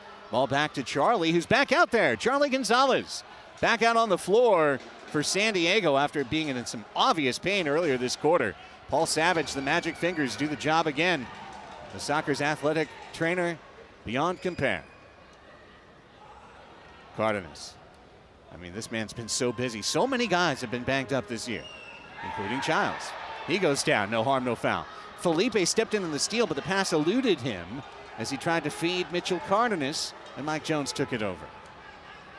Trying to be a little bit ahead of the actual play there. Childs for a second time going to ground, but once again, it's an important fourth quarter that we're going to see coming up, but it's going to be crucial for the Sockers to try to keep moving on offense and try to get that next goal. I agree. Now this is out by Aguirre off his head. It's defensive clearance against Aguirre, and the Sockers will get a free kick.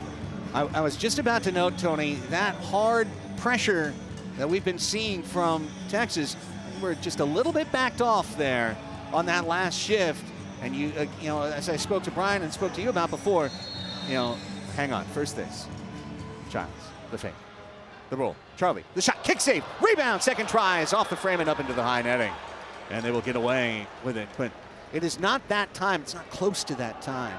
Texas can still give it their all and try and win this match, but at some point, a calculus occurs and a coaching staff, save your legs, save the attack, let's spring it on you in the fifth quarter, so to speak. And of course, we remember very well, Everardo Sanchez last year was very, I don't want to say cynical, but very tactical in the way they utilized their energy. They lost that match 6-2, but then had the ability to shut down the Sockers in the knockout game. So much still to come on what we hope will be a long night here in San Diego. 2:25 in the third of match 2. Mendez charging in. Mendez off the wall. And a pinball off 2 Sockers, and it's back to Ortiz. He'll curve one wide. Pardo had to dive to guard in case. Ortiz is the type of player that can curve it. Now that pressure's hard and fast for Texas. But Pino sends in Ruggles. Ruggles now sees the defense meet him. Ortiz and Dantas got on him. And a little push by Drews. Going to give him time for the whistle to sound, and he can get off on a shift. Under 2 to play in the third. Only 1 goal in this quarter. Escoto from Ruggles at 6:03. Mendez stolen. Costa brought down. Could a card come out? No, common foul. Interesting. Maybe not the, I don't know. Let's watch it again. See Costa here dribbling into space, knowing that could bring out some contact. I think there was an argument to be made, but maybe not much of one. Minute 36 to go in the third. There have been no cards of any color tonight. The color has been provided by our supporters. It's great energy, and they know that they've still got work to do. So do the Sockers, believe me. Greg Childs sent a text to the entire team, said, expect an all-out effort by every individual. If we do that, we will win. Cardenas to Childs, who has been sliding, stealing balls, blocking shots, in addition to what he's paid to do, the offensive creation.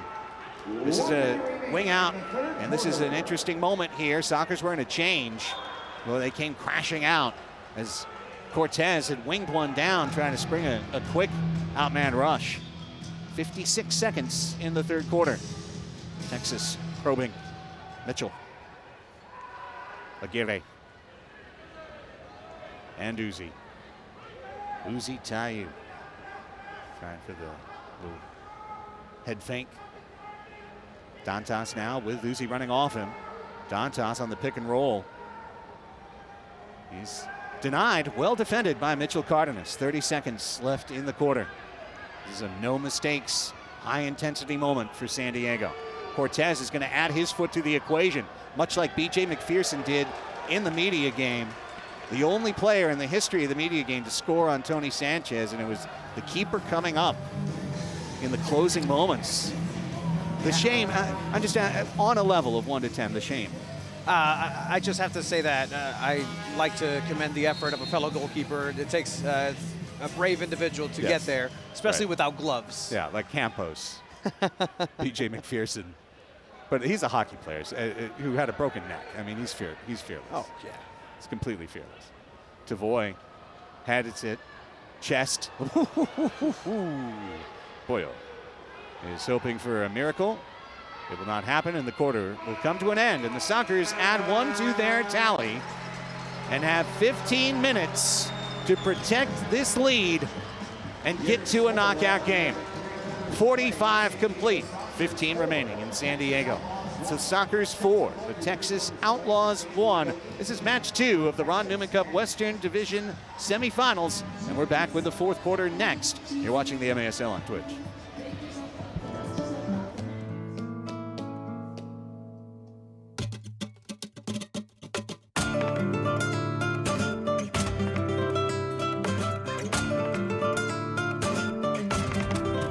Fino Tequila.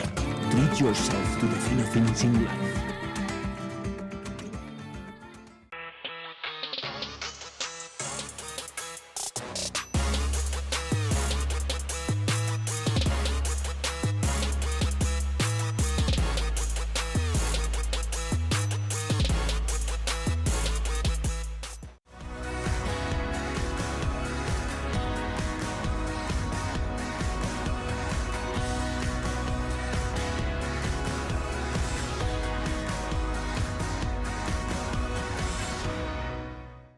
Here at Front Wave, our members are built different. They don't just talk of success. They roll up their sleeves and get it done. And with serious value on banking, lending, saving, planning, Front Wave is right there with you. So dream big. We got you.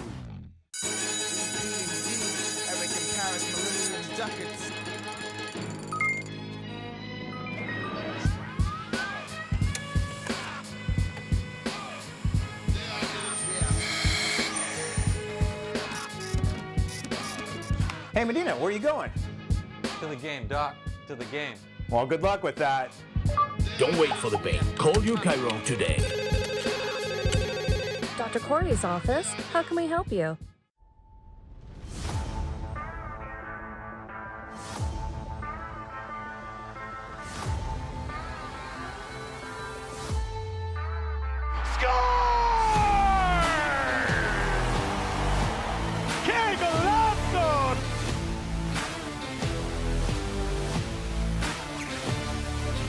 Outstanding TVX video through.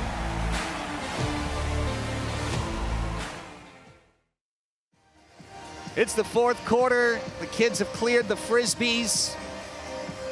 And we are ready for action. The Sockers 4, the Texas Outlaws 1. This is match 2 of a best-of-3 series in which the first 2 matches are of a regulation 60-minute length. But if tied at 1 apiece, you go to the most unique, pulse-pounding, heart pressure, blood pressure-inducing, heart rate quickening event in professional team arena sports, the knockout game. A game that essentially starts here at the start of the fourth quarter, even though it'll just be a quarter. But unlike this score, nothing carries over. No lead that you gained in 60 minutes matters. The score will be evened out to 0. And whoever prevails, prevails. Last year in the semifinals, after losing in Chihuahua, the Sockers came home, beat the Savage 6-2. The mini game went deep into golden goal overtime before Carlos Popper Hernandez scored for a 1-0 win that sent the Savage to the Ron Newman Cup Finals, where they defeated Baltimore in 2 games down in Mexico to take their first ever MASL championship, first Mexican side to win an MASL championship. Everyone thought Monterrey would be that side this year to make it 2 in a row. They're out in the first round. The Sockers are now the #1 seed in the tournament. They have home floor over every remaining club in play, but that home field advantage only lasts to the end of this quarter unless they're able to preserve or extend, or at least not concede more than 2 of this 3-goal lead. Here we go. Ball's played forward, and it squirts away from Charlie as Craig Childs did a nifty little fake back play forward motion, but the ball went over the low wall.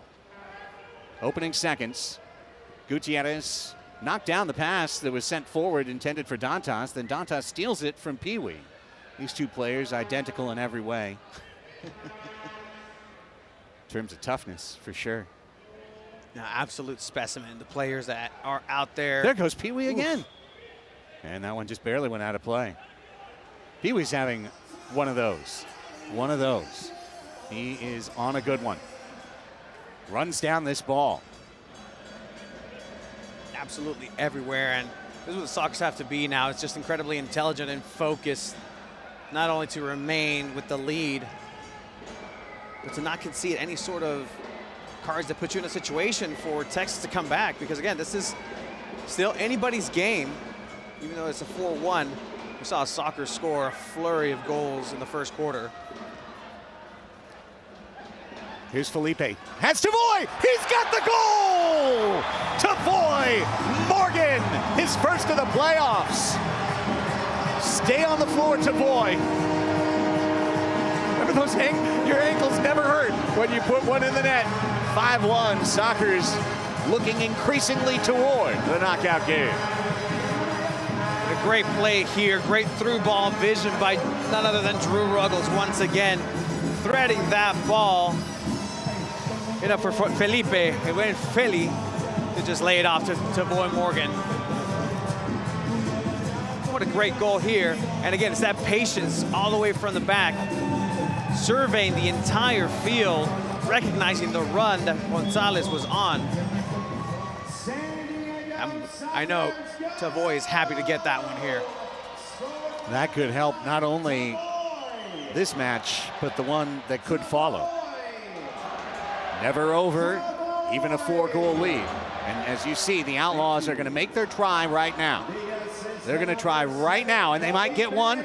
Morales tried to steal it, and Christian Gutierrez, a nervy moment. Now he gives it away, and it's sent back, and then it's Juan Gonzalez coming up with a huge defensive play. Back to back. This is one of those all-in moments for Texas. They're going to try and put on hard pressure for the next couple of minutes to try and get one back and change the tenor of the quarter. I think if it doesn't happen and the Sockers weather the storm, then that calculus we discussed earlier for Tattoo, they're going to actually get out the calculator and start it. Pardo sends one down the floor. David Ortiz will collect himself as Pollo sends the ball forward. Ortiz with Aligwe. Vic Moore crashing in Costa. Vic Moore, pinball finds Ortiz. Now back to Reyes as the Outlaws probe and attack. Emmanuel Aguirre. He's played in Empire, played at Rio Grande Valley, here in San Diego. Last couple of years with Texas, and he's been good for them. Very good. What you're seeing here from the Sockers is not a single flat foot. Everybody is locked and engaged on the defensive effort. Make sure to cut off any sort of space, any breathing room that the Outlaws might be looking for. This is where Texas can also think about, you know what, whether we score or not, a lot of possession could wear down some of those key defenders for San Diego. The younger team is Texas. That's a foul. Not a foul. Not a foul at all. Ruggles down and Ruggles up. And Ruggles running with De Leon, who crosses to Dantas, who scores! Vinny Dantas. Perfectly positioned, but it was a great setup to get him his second goal of the night. De Leon fighting along the boards there, finding Dantas with an excellent pass. Pinpoint accurate, and Dantas just needs to put the inside of the foot through the ball, enough to get the ball past Pardo. Dantas with his third of the playoffs. Second of the night. De Leon with the assist at 3:17. Putting things much more back in question. And reminding everybody, as that was met with some eerie silence, that things can still change. Foul called. Soccer's happy for that foul to be called. Is this play live? It is. It's goal! There was a lot of confusion as to whether that ball was live or not. And Charlie Gonzalez says, guess what? It's not anymore. It's a dead ball in the net. 6-2, San Diego. Sockers have been trying this all match. That heads-up play quickly taken. It's Chadley starting and restarting and getting open. And yeah, there was a lot of confusion there. Just no heads on swivels for Texas. The arena itself was a little bit confused. There wasn't a lot of excitement because everybody's looking at the referee, seeing if this was valid, and incredibly so. Yes, si cuenta. 6-2, San Diego. Charlie from Leo. And for Charlie, his second goal of the playoffs. Second point tonight. And that goal answering 32 seconds after the Texas goal. 10:43 left in this one. The Sockers back up 4 at home.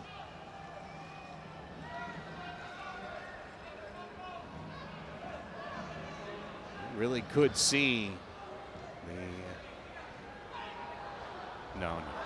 the Sanchez wear him down type situation, and actually Vickmore gets called for simulation, I believe. It's a delay call. Hands to the head, but definitely no contact there. You can hear a scream of appeal all the way up into the rafters up here. Morgan trying to leave it to the middle and give and go. Goes to jitterbugged around Gonzalez, but there was a foul in there somewhere. And it's right back to the Texas Outlaws. Still acres of time left in this game. We watched the Netflix hit series 3 Body Problem. This is where you just want to put your hand on the ground in the simulation and speed up time. And forward. But that's not how that works. So much like the Outlaws tried to instill that possession-based game and potentially wear out the Sockers, so too can the Sockers do the same strategy as well. Yes. Cardenas. It's 2v2 down there with Pardo as the third. Here comes that pressure. Mendez and Pardo had to go for the fake with the right, touch with the left. Under heavy pressure there. Press continues, and Childs had some space for a moment. Had to wait for the ball to get to him. Serta said, forget about it, man. I'm going to the bench, and you should too, Capitani. And then Pino in trouble. That ball was sent wide of him. Reyes came charging in. And Guerrero held, dropped, fouled. Reminder, if we do go to a knockout game, everything resets. Fouls reset, cards, etc. So you can even submit a new lineup. Andy Reyes on 5 fouls now. And that's kind of an example of what I'm saying. It doesn't matter in the next match, he'd be right back at 0. As would Uzi. Uzi is just able to... Ooh, that's foul 5 on Uzi right there. So that's Uzi ready to get the game's first card as he heads to the bench, but he does not. Just continually chirping in. 6 attackers. Correcto. Okay, with 8:50 left in the fourth quarter, this is now where the Outlaws truly say, well, we'll do it one way or another. As De Leon's shot is blocked by Cardenas out of bounds. So no keeper to the western goal to our right as we look down from the north side of Pechanga Arena. Your camera's eye view as well. This in itself sends a message too that's interesting. Throwing 6 attacker with 8.5 in the fourth quarter. Potentially still wanting to take care of business if you're Texas and not have it go to a third match here. 15 extra minutes. And this could be also looking at a season of film. Seeing how much the Sockers struggled against 6 attackers this year. Mendez shoots this one off the wall, and it's going to come out to De Leon, who will settle and shoot, and this one will be wide as well. However, the flip of that is your best skill players are going to be out there burning heavy fuel, which they are right now, including Ortiz. Now, he's so young, along with Mendez, 22, 23. They don't care. They'll play all night. Dantas sent it into the corner. Cardenas sent it off the wall. 2 bounces along the way. Tipped away. Here comes Christian with Juan Gonzalez. Got 2 men around him, and he's going to measure, shoot, and send the Sockers to the knockout game. 7-2 San Diego, putting the cherry on top. And that's the risk that you have with a portero ambulante, the ambulating goalkeeper, the 6th attacker with a wide open net there. A great effort along the wall to offload that run. And And that's exactly what the Sockers wanted to see, because then now that strategy comes in once again on both sides. Yeah. I mean, let's take a timeout and we'll say what we might do on the other side. 7-2, San Diego leads Texas. We wrap up match 2 after this. Here at Front Wave, our members are built different. They don't just talk of success. They roll up their sleeves and get it done. And with serious value on banking, lending, saving, planning, Front Wave is right there with you. So dream big. We got you.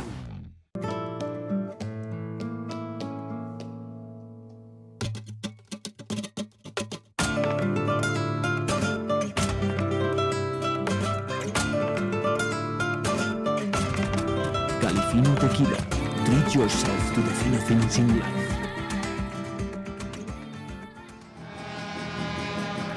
Back with you, 7-2, San Diego leading the Texas Outlaws. Outlaws fighting to get into the second round.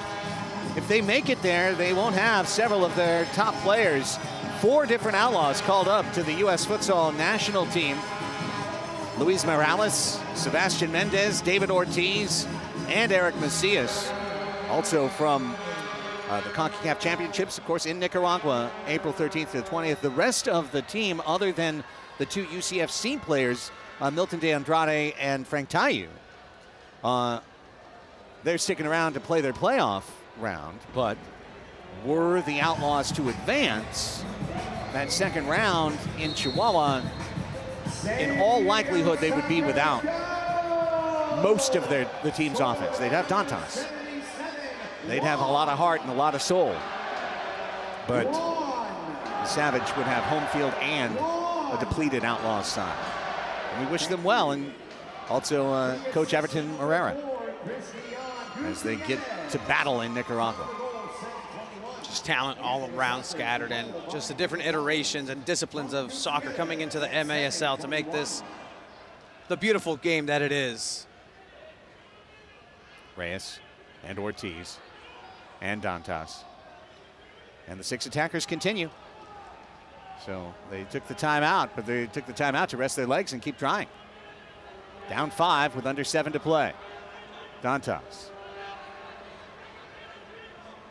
Then he tried to find Morales, who was kind of lurking far post. Now he's coming out toward the red line as the Outlaws play back through offensive midfield. Now Dantas, a little space coming in, tips it to the middle for the goal. Luis Morales. That was really well done, going back and forth to create that space. And then Dantas and Morales hook up for the 3rd goal of the night for the Outlaws. The Outlaws taking advantage of that extra space, those windows of opportunity with the 6th attacker. The Sockers were doing well for the most part in covering and moving, keeping that defensive shape. But nonetheless, a good team goal. And look, Craig, 7-3 may not make a lot of people uneasy. Estevan Vasquez has come in net. Vasquez, who also wears the neck warmer, but a little bit higher up on the neck, full neck coverage for Vasquez. He will rest Pollo, and they will kill the 6th attacker situation. And, you know, in a sense, right there, I think what you just saw was this team practicing for a situation they could encounter in 30 or 40 minutes from now, potentially being down, going to a 6th attacker, seeing how the Sockers attack it, seeing who's on defense, developing ideas and strategies for that 3rd match, which is looming ever closer, even though Texas has the last goal. The fact that they've put their keeper and furthermore their backup keeper in illustrates the intention now.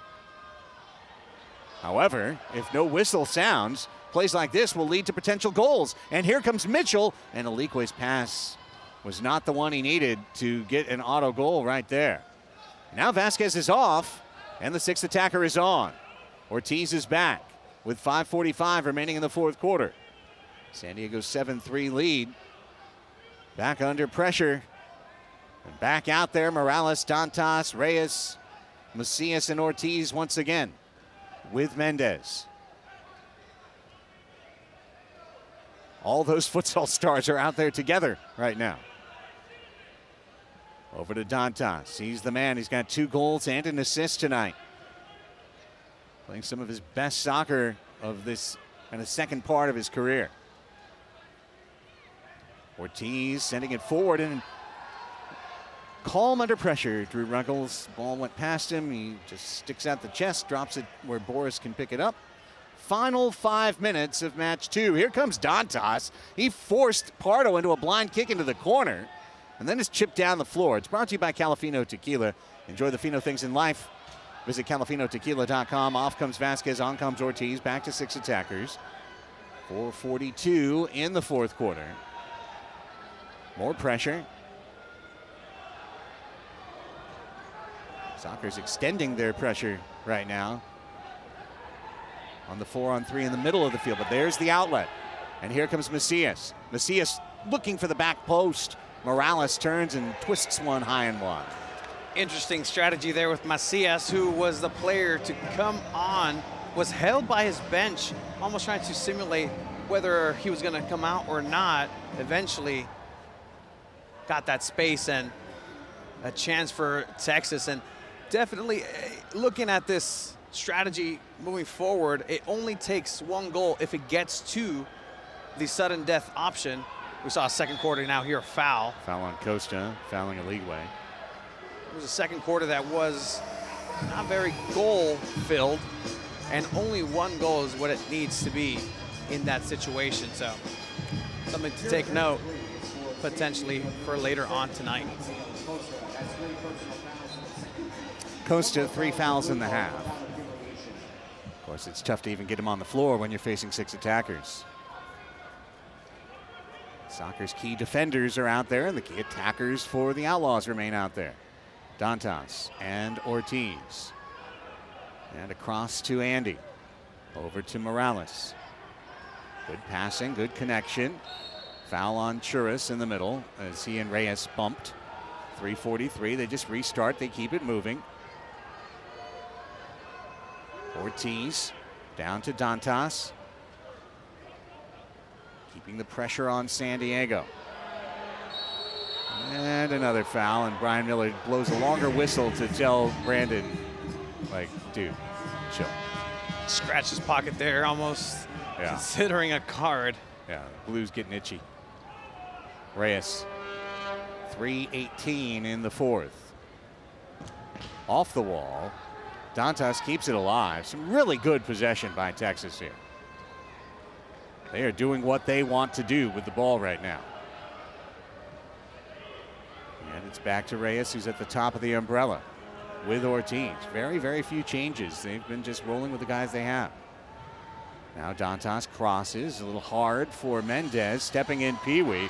Pee-wee from across the field. 3 lines. Good idea with the clearance half shot. Yeah, but it'll be a red line restart now, 6v5. At least the Sockers get some changes on. And while the Texas Outlaws have had a lot of possession, it's not like the Sockers have been asked to be chasing the ball too much. They've been patient. They haven't been putting too much pressure. A little pick play right there. Ortiz sends it back to Morales. Luis Morales and Reyes and Ortiz. Mendez probing, corner, back out. Ortiz, 2.5 to play. Reyes. Morales to Ortiz. Down to De Leon. Trying to find Dantas in the middle. Instead, it's back around the perimeter again. Reyes is stepping in. It's Ortiz. Down to Dantas. Vinny back to David. Reyes. Morales. Luis Morales. Back to Ortiz, under 2 minutes. Dantas sent in, great save. And then Ruggles right through the legs of Mendez.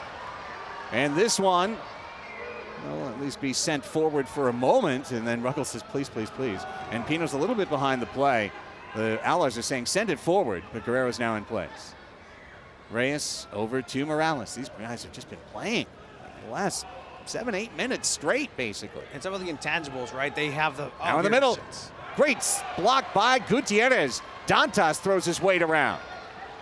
Juan Gonzalez trying to charge down the wall, and he fouls Ortiz in between. And with Texas seeing so much of the ball, what you're going to go ahead and have is they are the ones that have that touch, that tactile feel here closer to that 15-minute period that is coming up. The Sockers haven't been able to get any sort of momentum, build-up play for the better part of this fourth quarter, something that the Outlaws have been all over. Morales, 70 seconds remaining in match 2. Reyes over the Front Wave Credit Union logo, back to Dantas, and we have reached minute 60 of match 2. Mendez, save, rebound, saved off the line, Pino, oh, stepping in on a steal, bad pass. It's De Leon, another save by Pardo. Excellent double intervention there by Boris. And now Cardenas, at last a team in blue, had the ball for at least a second or two. Punting it out. Back at it, Aligwe, under 30 to go. Back to Morales. They've played the whole fourth quarter. Mendez dancing, shooting, just a little bit high. And maybe, oh, it's Boris Pardo. Holding that elbow. Needs some time. Paul Savage is out. What is this? In literally the final seconds of match 2, the man who's played a brilliant match tonight. Boris Pardo, let's see it. So it almost looks like he feels something after that stop. I don't know if it's working on, looks like the right, could be a cramp. Working on that right leg, moving it.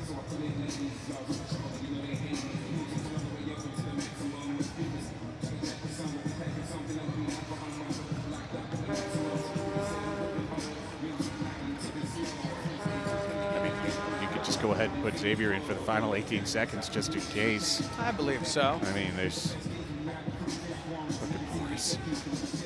Just as tough as they come. Just. Now let's see if there's something here. What a save. And then the save by Pino. Excellent. Really nothing to terrible pass to follow, and that's when another save by Boris. He's been brilliant. Here's the restart. And guess who's down on the floor and making saves again? Gutierrez has a chance, and he's got the target. 8-3 is our final tonight. It's Gutierrez. And the Sockers will play a 15-minute match to try and advance and keep their season alive and earn themselves another home date at the Grand Old Arena. Earning themselves a match is set as Costa will get the assist on this versus 6 attacker goal. And that's just the cherry on top for this matchup. All started once again by Boris Pardo, staying strong, allowing that last goal. And we're going to go ahead and finish the last 4 seconds here. And this is going to be intense. The last 15 minutes potentially for either of these teams this season. What a 15 minutes is going to be, Craig. 8-3, our final score. The two teams will retreat directly to the locker room. As Sonny runs the flag, Boris Pardo is handing out high fives to his teammates. Phil Salvaggio goes over to kiss his wife and his kids. And the supporters know it's time to get ready. The knockout game is coming. Sockers 8, Texas 3. That's your full-time score for match 2 as San Diego gets 4 in the fourth quarter and puts this one to bed. But now, a 15-minute knockout game. Here's what we're going to do. We're going to take a timeout. I got to run downstairs just for a minute, you know what I'm saying? You know what I'm saying? And we'll come back after a quick break. We'll bring you the highlights of match 2, and we'll get ready for match 3, the knockout game. 8-3, Sockers beat the Outlaws. Stay right here, fans. intense playoff competition continues. We are in our second intermission.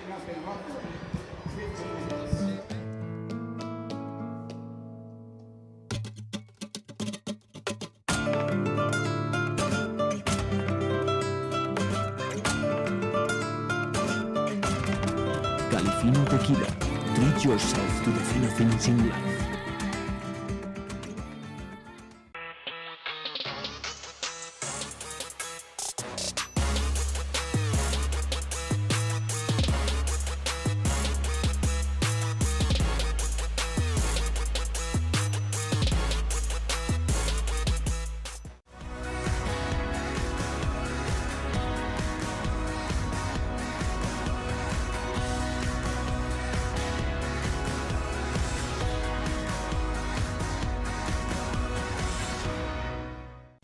Here at Front Wave, our members are built different.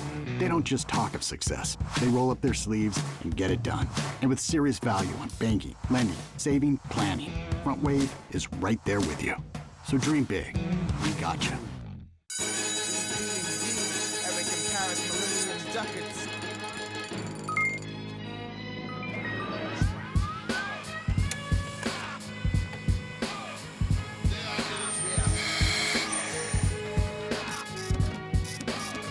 Hey, Medina, where are you going? To the game, Doc. To the game. Well, good luck with that. Don't wait for the pain. Call your Chiron today. Dr. Corey's office. How can we help you?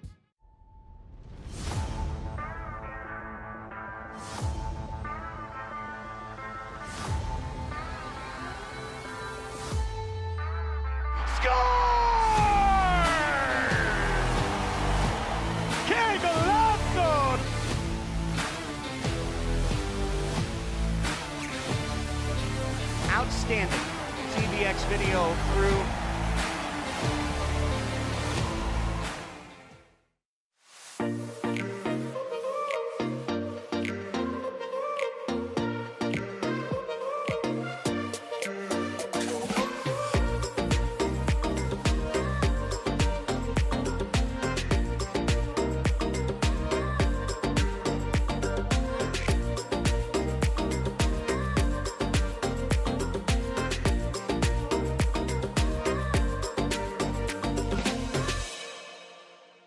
All right, yeah, thanks, for sure, I'll be there. Hey, wait, hold on, I'm running by the field right now. You're never gonna guess. Dude, Medina's here. I think he's training for a comeback to the Sockers. What are you talking about? Medina? He retired 2 years ago. He's too old, bro. Oh, dude. You're right, bro. He's too old. Okay, so that barbecue, yeah. Don't wait for the pain. Call your Chiron today. Dr. Corey's office, how can we help you? Oh, I got this. Let's get him in. Okay, sounds good, Mr. Medina. We'll see you shortly.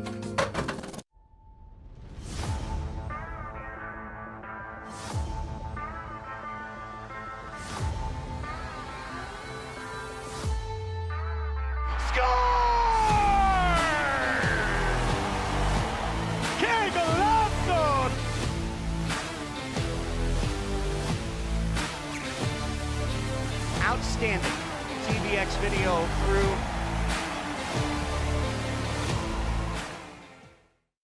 Here at Front Wave, our members are built different. They don't just talk of success. They roll up their sleeves and get it done. And with serious value on banking, lending, saving, planning, Front Wave is right there with you. So dream big. We got you.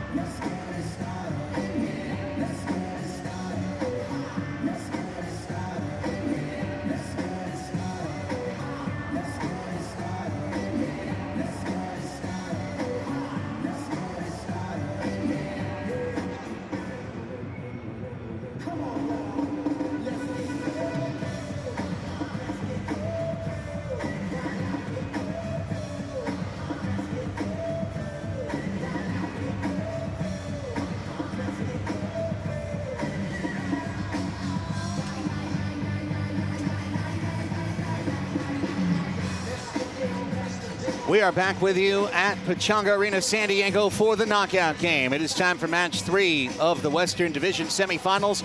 The San Diego Sockers and the Texas Outlaws. Alongside Tony Sanchez, I'm Craig Elston, Melissa May down on the floor, our field reporter, our TVX Sports video crew here, and it's a long night, and we're glad that you're with us. Approaching 10 o'clock on the West Coast. The San Diego Sockers lost match 1 Saturday in Texas 6-4. They had to win match 2 to force this. They did so 8-3. If you came in late or just tuning in now, a full 60-minute match was played. The Sockers won 8-3. This is not that. This is the knockout game. This is MASL unique. A 15-minute match.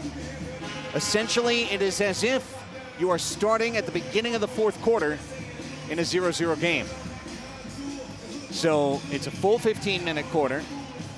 Both teams had the option of turning in a new lineup and changing somebody. Just looking at who the Sockers have out there, they did not do that. They're going to roll with the same 14 field players and, of course, 2 keepers. We'll find out when it comes to Texas, but I sincerely doubt they're doing anything different as well. I think these are all the guys they brought, or the guys that they are playing. And at the end of this 15 minutes, who's ever ahead is the winner of the series. If this match is tied at the end of 15 minutes, we go to golden goal overtime, 10-minute overtime periods played in succession until someone scores. There's Boris Pardo, who was outstanding, stopping 14 of 17 in that first match. Pollo Cortez was 15 out of 21. Here are the highlights as the players warm up. Sockers scored 3 early, and it was Tavoy Morgan establishing great low position. That's what your target forward does. Hold that ball, lay it off to Brandon Escoto, who then immediately got another chance on a free kick and buried it for 2-0. And then just seconds later on the ensuing kickoff, Charlie Gonzalez to Felipe Gonzalez for 3-0. Boris Pardo was tremendous throughout match 2. Several times challenged. Every time coming up to it. The goals allowed, never his situation like this one. Boy, I watch it. Just an incredible control of Dantas on a very hot pass that most people would not even touch. Speaking of not touching, can't touch this. Brandon Escoto, his hat trick, made it 4-1. More greatness from Pardo, denying Mendez from outside. Ruggles sending in Felipe. That was the hockey assist. Felipe to Tavoy in the middle. His first goal of the playoffs. Jorge De Leon, really nice stop-and-go move, finding Dantas in the fourth quarter. Texas played a lot of sixth attacker in the fourth quarter. After this goal, they were confused as to whether play was in play or not. So was Craig Giles. He was looking at the ref until the ball went in. And then the cherry on top here, a couple of them against the empty net. Juan Gonzalez from Cristian Gutierrez. Later, Gutierrez here from Costa. Actually, this is the goal, pardon me, from Morales. 6 attackers for 9 minutes of the fourth quarter. And we'll see if that has any knock-on effect either way. A lot of defending for the Sockers, but a lot of attacking, which I know is, every player tells me it's less. It's less.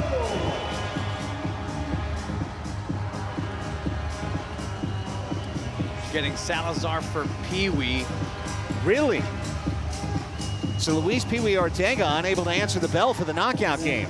After playing, I would have put him on the podium for top 3 stars of match 2. That's huge. Juan Salazar, the Colombiano, the rookie out of college, he likely won't see the floor unless somebody's exhausted. So that means San Diego has a changing configuration here. Pee-wee was just doing everything. And boy, it's not the news we wanted to start the knockout game. There's Boris Pardo skipping his way over to the net. Neither team changed kits. So it's the Outlaws in white, the Sockers in blue. A crowd that started at 16:01. A lot of the kids had to go home. It's a school night Monday night. but plenty are still here, and the supporters are still here, and here we go. The knockout game's underway. Headed by Mitchell on Pardo's entry, and then Leo shoots wide of the net. And this is a defensive clearance immediately on Texas.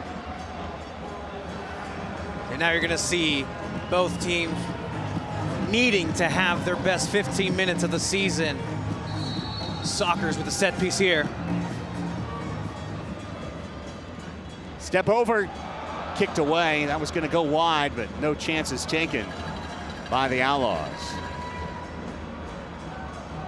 Skoda was trying to get first up just like he did to start the night. Leo nudging, kicked away by Macias. And that tickles the glass of the penalty boxes. And it'll be back to San Diego. First minute of 15. This is a match. This is a 15-minute match. It's not the first quarter. It's the first and only quarter. It's just the quarter. So really, it's not even a quarter of anything. It's just an entity. It's a whole. We're playing a whole, a 15-minute whole. A small game, potentially put different synonyms for that. Yes. Used in the past. It's been called something different before. This Craig Chow's pointing the exact spot where he wants it. Trying to feed Tavoy in the traffic. Kicked out, and now it's Darren Mitchell on the run, but Costa gets there first and actually hits the upper rafters at Pechanga Arena, San Diego. Trying to bring down the building already. Not time for that yet. Gabigol. As we enter matar o morir time. Do or die for these two teams. It's going to be much of a mental game. The star Dantas, he shoots in. First save for Boris in the knockout game. Interesting poke shot there, trying to catch Boris. Sleeping, but he was ready. Pardo, Escoto.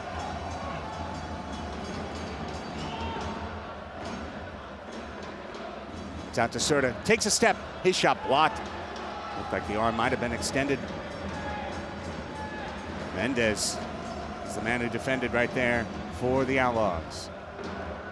90 seconds complete in the mini game called the knockout game.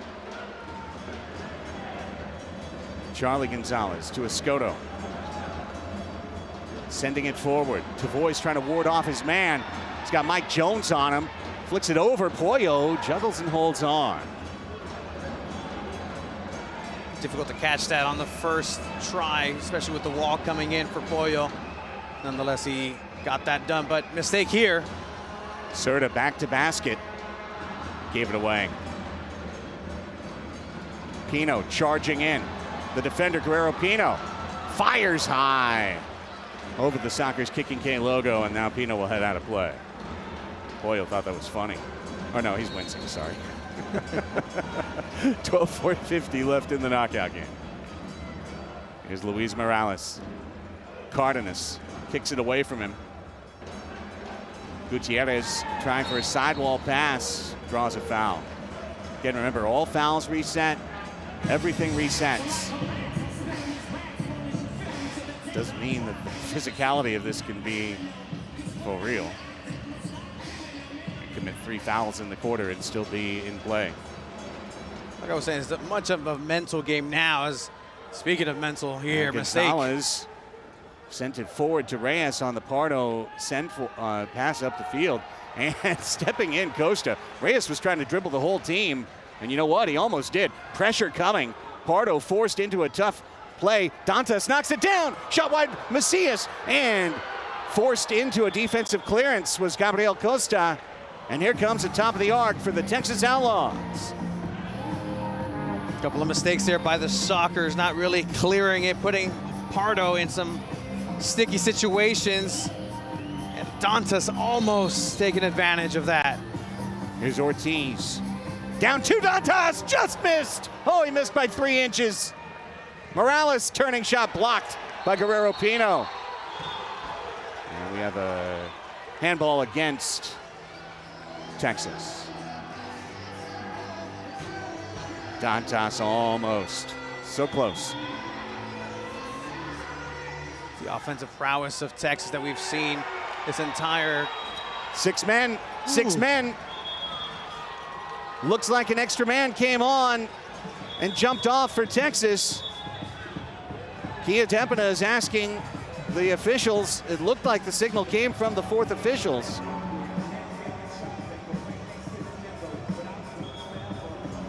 We definitely saw a couple of Outlaws step onto the field of play. Boris Bardo holding up 6 fingers. Let's see if we can see it.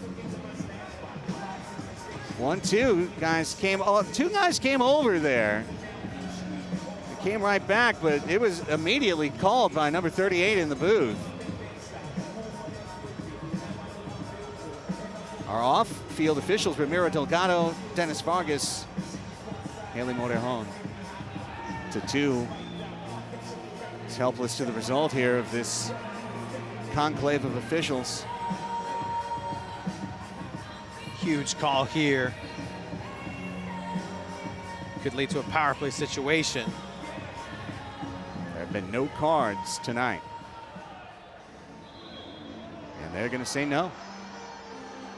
They're going to say no.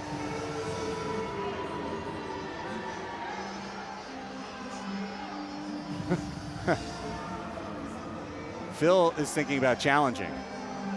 Phil is trying to get Kia Depina's attention. Kia is not listening. But didn't they go look at? They didn't look at the tape. I believe it was just a conversation with the officials amongst themselves. Wow. It was an unsuccessful challenge. It looked like Phil was thinking about challenging there. Absolutely. Tough. It's that chess match when you make your one play. Could have been right there. Charlie Gonzalez gave it away at midfield. There's Varela. He didn't play a minute in match 2. He's out there in match 3 for Texas. Ruggles challenging Aguirre with 11:28 left in this match. Ruggles trying to lift it to Gutierrez, headed by Varela, back to Pollo. Over to Uzi Tayu. Wait a second. Look who I saw. Looks like we got some misinformation. Luis Pui Ortega was just on the floor. So he was not subbed out for Juan Salazar. Point of fact. He's still a player in this match. Great. Costa. Morgan trying to run it down. Bouncing ball. Now it's settled. Leo, second try, trying to get it into Tavoy. So Uzi all over him. Back to Leo. Fight in the corner for possession, trying to spin out. Cardenas keeps it going. It's Costa up the middle. Costa shoots. He scores! Gabigol! Gabriel Costa has put the Sockers on the good foot in the knockout game. 1-0. The San Diego Soccer faithful erupting in joy, watching Gabriel Costa, Brasileiro, with that left foot of his, putting it donde las arañas hacen su nido. Top bins. Nothing for Pollo to do on that one. 1-0. San Diego leading the Texas Outlaws. From Cardenas at 4:14.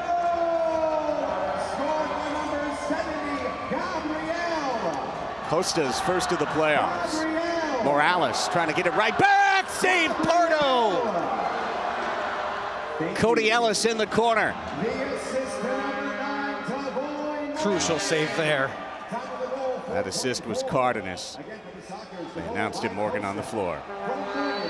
Foul on Pino.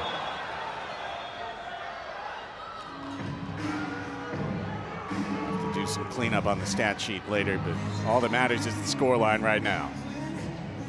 10:05 in the knockout game. And the Sockers draw first blood. And now it's on Texas to answer. Dantas. Again. Oh. Wow. Whistle after the, it's like a pause, a thought, and then a call. 2 quick calls on Pino in succession. Settle down. Here we go. Free kick time. It's right to the middle. It's Aguirre! It's Pardo. Pardo's going to wing it out. However, his runner's running to the bench. Now Morgan comes on. Trying to challenge Aguirre. Aguirre got it off the chest of Dantas. Holy cannoli. That could have been a disaster. Pardo's looking around, asking questions. Like, what's happening? Cerda and Charlie. And Cerda into the corner with Tavoy in the middle. Cerda bangs it off the wall, and Puyo reads the angle. 9:20 to play. This is gut check time for the San Diego Sockers, trying to ward off and defend against a Texas Outlaws team that has been good at responding so far. Here's Ortiz ahead to Morales. He's in the corner. Back to Reyes. Under 9 minutes to go now. 6 done in the knockout game. Macias over to the wall. Reaching out, shot blocked. That was Aguirre. Reyes picks it up. Churtis gets a touch. And now pushed off. Here comes Pee-wee. Pee-wee, Pee-wee, Pee-wee. Save Puyo. Luis P. Ortega pushed by Morales. Foul called. Pee-wee off the turf again. Hats off to Ortega for the incredible amount of energy utilized today everywhere. Hip to hip is the call right there. That's the adjudication of the official on the field. It's Childs. He crossbars it out. Could have been a moment for the captain there. 8:22 to play. Winner goes on to face Chihuahua in the Final Four of the MASL. Milwaukee and Chihuahua are there, one on each side. San Diego trying to complete the bracket on the west side. We'll go to Utica to decide Kansas City against UCFC. Here's Ortiz. Got the ball along the penalty box wall. Stayed up on a long, challenging run. Cardenas took it away from him at the last second and then bounced it off the wall to another Outlaw. That was De Leon scooping. Plays it back to Morales. We are under 8 minutes in the knockout game. That's what Texas is incredibly dangerous. Some nifty footwork there. Zuzi coming in with Leo. Leo reaching between the legs, pokes it loose. Clears it only as far as Aguirre. Halfway done with this match. Aguirre tried to do a fancy play. It's off to Costa. Costa's trip. This could be a blue. This should be a blue. No, they're playing advantage. Now, this has got to be and will be a blue card on Texas. Really looks like 2 blues to me. There was a clear blue toward the back of the play at the start of the counterattack, and Brian Miller played advantage. But then the second player, Costa, was pushed down. Aguirre goes to the box. Timeout. Let's take a very quick break. The Sockers go on the power play, leading 1-0. This is the knockout game on Twitch. Here at Front Wave, our members are built different. They don't just talk of success. They roll up their sleeves and get it done. And with serious value on banking, lending, saving, planning, Front Wave is right there with you. So dream big. We gotcha.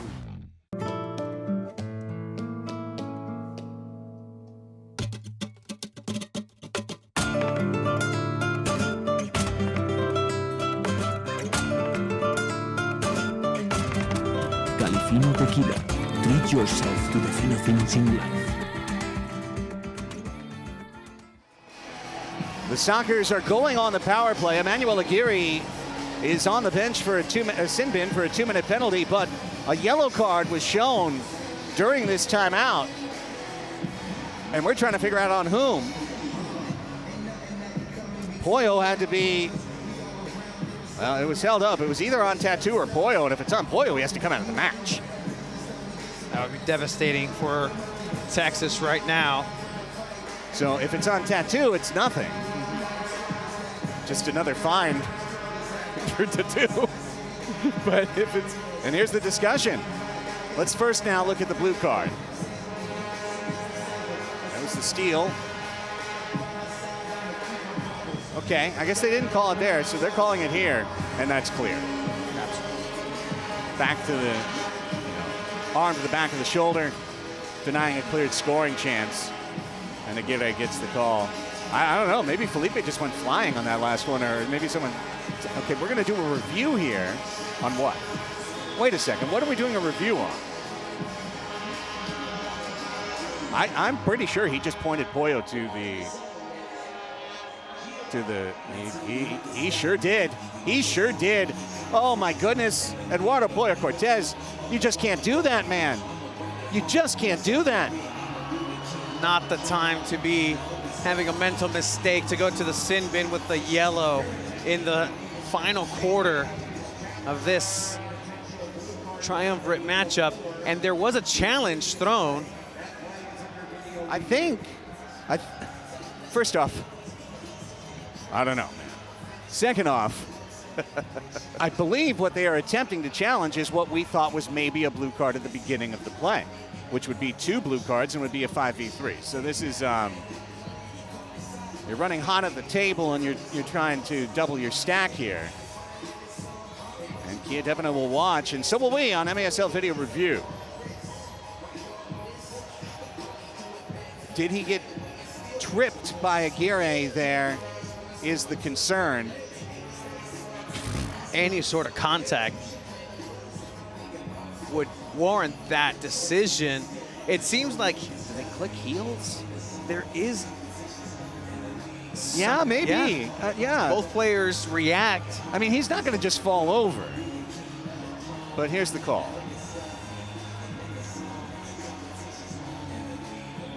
Yeah, no, they didn't. They weren't going to. They weren't going to. It was going to have to be extremely obvious. Correct. However, here is a San Diego Sockers power play, the first of the contest.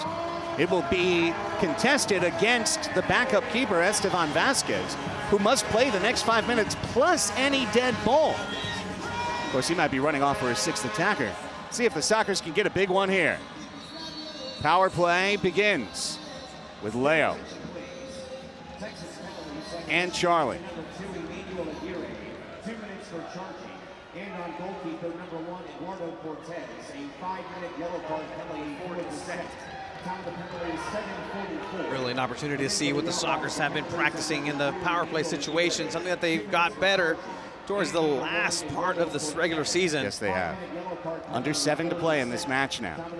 Minute 32 remaining on the power play for San Diego. They went 0 for 2 on Saturday. That's their series total. Texas has been great at killing power plays this year. They're 4th in the league. Escoto keeps the ball moving to Leo. 6.5. Costa, save made. Made by Vasquez. I gotta make sure I've got Pollo in the auto lock in my mind. It's Vasquez in there. Escoto down to Leo on the pin down. He's turning out to his left. He's sending Escoto back around. Charlie stepping in and shooting, and a sprawling save by Vasquez. Well played. 50 seconds and the ball's on Mitchell's toe, and he can roll it down the floor. 6 minutes left in the match. 41 seconds on the power play. Sockers up 1. Costa. Charlie and back to Gabi, who has the goal of the match. And draws a foul along the way. All emotions running high as Ortiz gets whistled for that one. So far, Esteban Vasquez, backup goalkeeper, showing his worth here. 2 interventions that were very close to being goals in this power play. Escoto. It's Leo on the wall. Just tried to take the shot on, and Vasquez said thank you. He's milking the 4 seconds, and then he throws it out. Does he throw it away? No, but it goes over the low wall. It's San Diego's ball. There's 15 seconds. Ortiz is sure that Escoto touched it first. Last bite of the apple on this power play. That's a challenge. They're going to challenge that. All they'll get is possession. Whether it's successful or not, and it very well could be, This is using. Oh, they getting waved off. Can't even do it. Okay. Yeah, because I was just gonna say this is like using your golden ticket for 1 penny in the pot. Like, I mean, cool, you get the ball. Right now with the ball frozen, this is still a much easier 11 seconds to defend. Giles is saying, well, what and why? I think it's appealing because Sockers did have possession and that was stopped by an erroneous challenge. What are you gonna do? I mean, they could put time on the clock, I guess, but I don't think they're gonna do that. All right, Macias is cheating out high, trying to maybe, well, what now? Really wants to use that challenge flag. Looks like he will.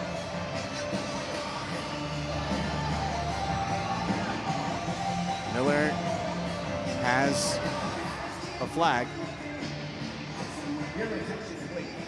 Texas tried to challenge a non-challengeable call. By rule, they have lost their challenge for the remainder of they this lose match. their challenge for challenging when they can't challenge. Is the announcement from Callum McClurg downstairs. Well, okay then. Here's Charlie. 8 seconds on the power play. Good step in by David Ortiz. Ortiz almost gets it away, and then Charlie's the one called for the foul. As he picks himself off the turf, and this will be it for the power play for San Diego. So time off the clock, but no extra goal. It remains 1-0, and out comes Aguirre. Now, the real question will be Pollo. He's got 3 minutes left to serve. Leo. Score!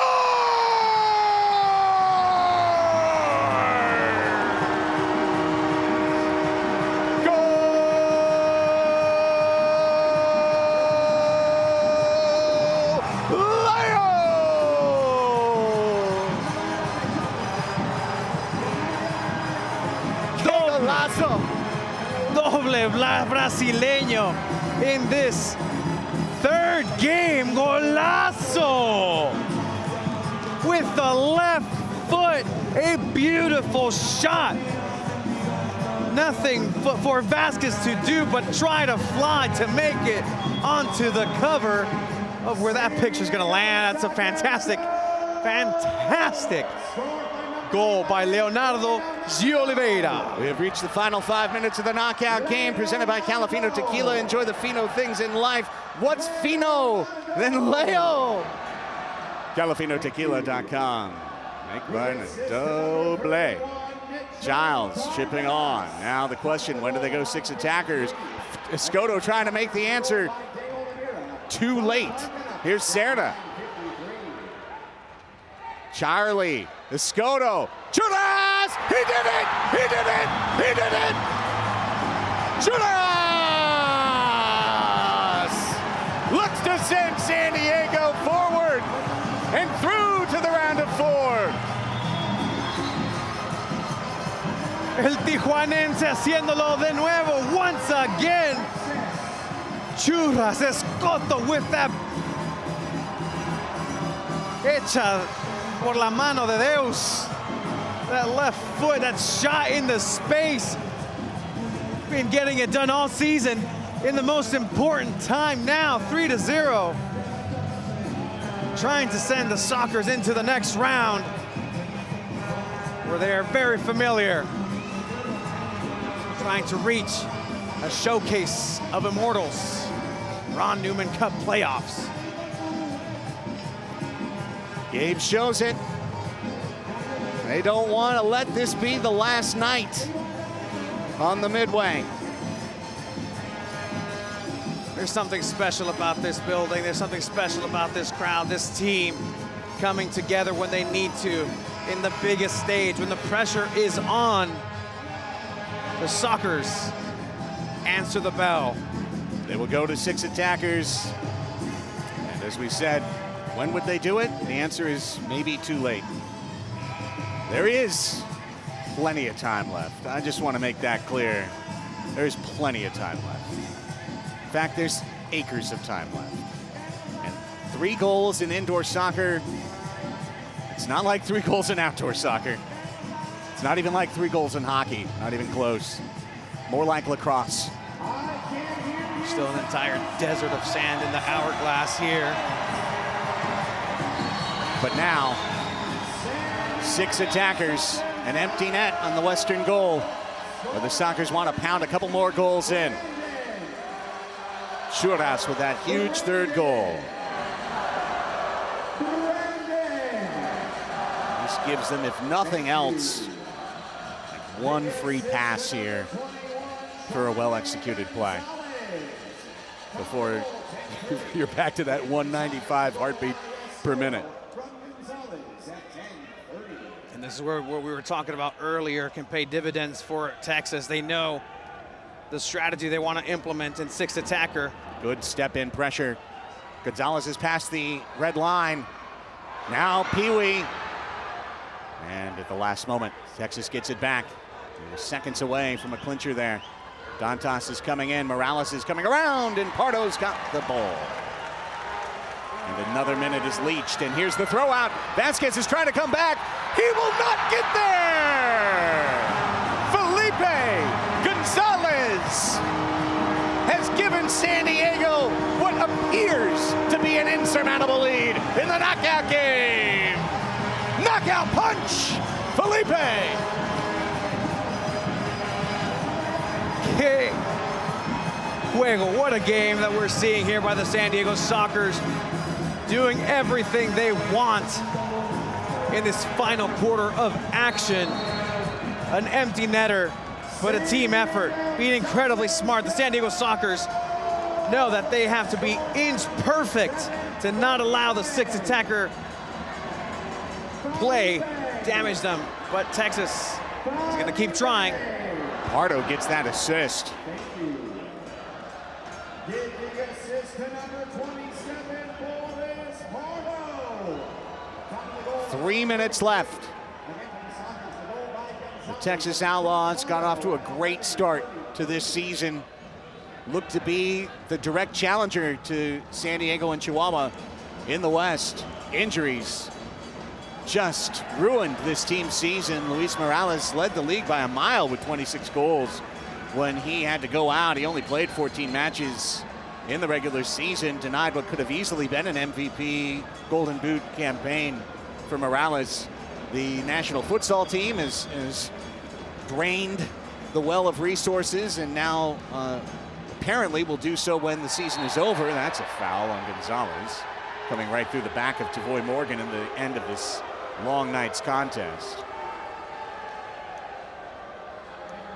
The bigger injury was to Pollo. Pollo just came back for the playoffs, and as we see this, I mean, that's a yellow card outdoors. Correct.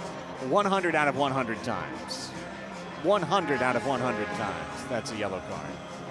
Now, yellow card here is for dissent, but oh, look at this. No, they won't give Tavoy his chance at revenge, which is a dish best served with goals. However, you saw flashes, especially Saturday at home, of what this Outlaws franchise can do when they're fully ramped up. Tavoy trying to get one past Uzi. Vasquez comes out to challenge. So even though it's a second straight year that the Sockers defeat Texas in the first round, I do think there's a higher level. And again, bears repeating. Ortiz, 23, Mendez, 22. These kids are young. Morales, 24. Believe me when I tell you, okay, that feels like the evening of the score a little bit, and hopefully that's where it ends. Well, here comes Ortiz to keep running. He'll be on a flight to Nicaragua tomorrow morning with his teammates. The rest of the Outlaws will be headed back to the greater DFW metropolitan area. And credit to Tacoma, to Texas, and what they've done this season. That mom front line seemed like the most dynamic at times in the entire league, and kudos to everything that the organization has gone through. But just like Queen Beyonce said, this ain't Texas. Minute 47 left in this one, and we're going to get the rematch that literally since day one of training camp, everyone has known and everyone has thought. And now it shall be. It shall be for the third straight year. A trip to the Ron Newman Cup on the line in the exact same setup. San Diego, Chihuahua. Match 1 at the Corner Sport Arena. And match 2, 3 if necessary, right here at Pechanga Arena, San Diego. We do know the date for the Sockers' return leg. That will be April 21st. So not this coming weekend, but the following weekend. 5 p.m. for match 2. And of course, if needed, a knockout game to follow. I have to go back to check the email. I believe it's the 18th in Chihuahua. Oh, Pollo's out of the, what happened? You get yellowed out? It seemed like he was giving high fives to everybody. Is he just leaving? I think he's just leaving. Pollo has left the building. Yeah. Did see some handshakes to the Sockers bench. Didn't acknowledge his own on his way out. I enjoyed the movie Chicken Run. Top animation. I have no idea what that was about. Why did Pollo Cortez just, Sockers call timeout, why did Pollo Cortez just leave his team at the end of their season? What just happened? There was no card shown. Nope. What, he's just out of here? Did Midway traffic isn't that bad. Could there have been an altercation on the bench? Maybe something said?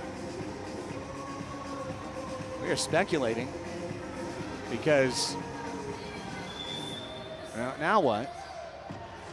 Esteban Vasquez is chirping the San Diego bench. And there's just no reason for anything to devolve. Well, let's see what we see. There's just Pollo saying see, and looks like Pardo's kind of like, almost for a second, like holding him up, like, hey, buddy, the game's still going. Like, he gone. He gone. Pollo has left the building. And I mean, I'll refrain from more chicken jokes. I think Pollo, who played match of his life on Saturday, forced this extra time, to be sure. San Diego had themselves to blame a little bit too. I mean, they missed some open goals on Saturday, but Texas earned that game. Seeing some handshakes. Are we going to just end this by communal assent, or no? I think we're going to actually finish. Yeah, just despite what Pollo Cortez decided, it's not his decision to end the game.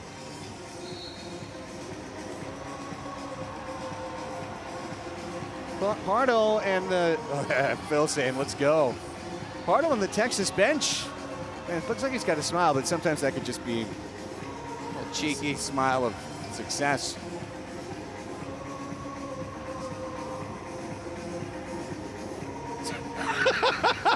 Pardo returning all the way back to his line.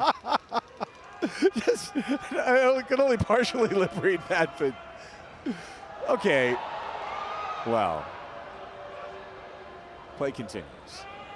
Minute 10 left in this one. What will the final score be? The old Sockers chant, which has rained down in this grand old arena since 1983. I think that's the first time you really heard it, was that MASL championship. We have reached minute 15 of the knockout game, the final minute. The Sockers have been in control tonight. They took the lead in match 2, 3-0, and went ahead to finish at 8-3. They came out here and got goals at 4:14, 9:53, and 10:30. And then Felipe Gonzalez got the cherry on top. And this is going to do it. The official concession from the Texas Outlaws. They'll roll the ball into the corner. Handshakes all around. And the final 25 seconds will roll out on the Outlaws season. San Diego protects their home floor. The Sockers get the job done for the third time in franchise history. come back from losing match 1 to take matches 2 and 3 on the home floor. And they do it in the knockout game by a final score of 4-0. Full time at Pechanga Arena, San Diego. The Sockers are moving on. One of the best performances that we have seen from the San Diego Sockers all season long, and it couldn't have come at a better time. A worthy opponent in the Texas Outlaws and everything that they've been able to do this season. But nonetheless, the legacy continues. The hustle, the loyalty, the respect that San Diego commands here at Pechanga Arena is La Casa de Campeones, the House of Champions. Los Corazones de León. And here comes the team to salute this brilliant group of supporters who helped push this team through. Come on back now, you hear. Brujos, locals, Riptides, all together, all in celebration. And the team comes as one to tell them how much they appreciate it. Look, the dance is on, bailamos. Es una fiesta. Section 19. This is beautiful. You love to see it. You love to see it. Pee-wee, what a star tonight. Luis Pee-wee Ortega, an absolute star in this game. Every piece of dirty work possible, he gets the job done. Boris Pardo, spectacular this evening. Unparalleled success. Drew Ruggles was tremendous, and the stars came out to play. And when Brandon Escoto scores, the Sockers get the job done. They take the Western Division semifinal, a 4-0 final score. Team is going by for a high five line, and looks like Melissa May is going to stand by momentarily. Let's take it for a few more seconds as the team rolls by our broadcast position.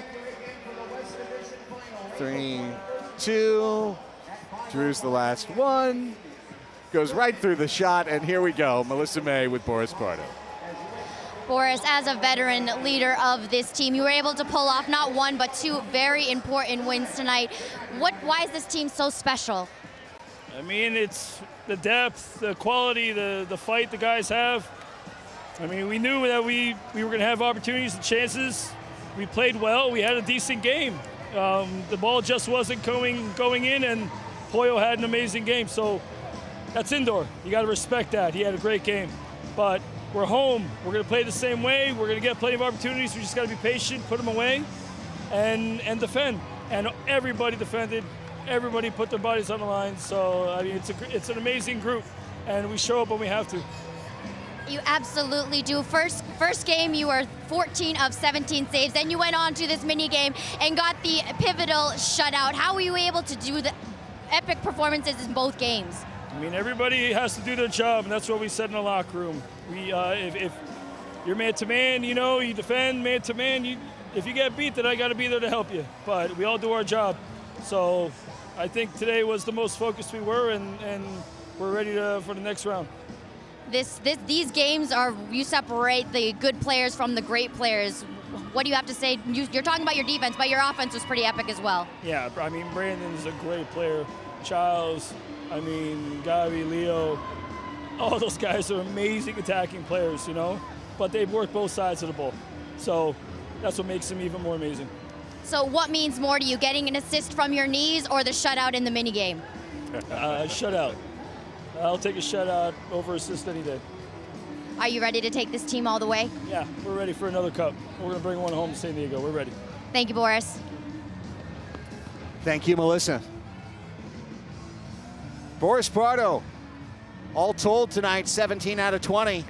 Having to play 5 quarters of soccer, having to defend 9, by the end, about 13 minutes of 6th attacker. And the Sockers get the job done tonight in front of their delirious faithful. Incredible performance by the supporters, incredible work by the soccer's tickets department.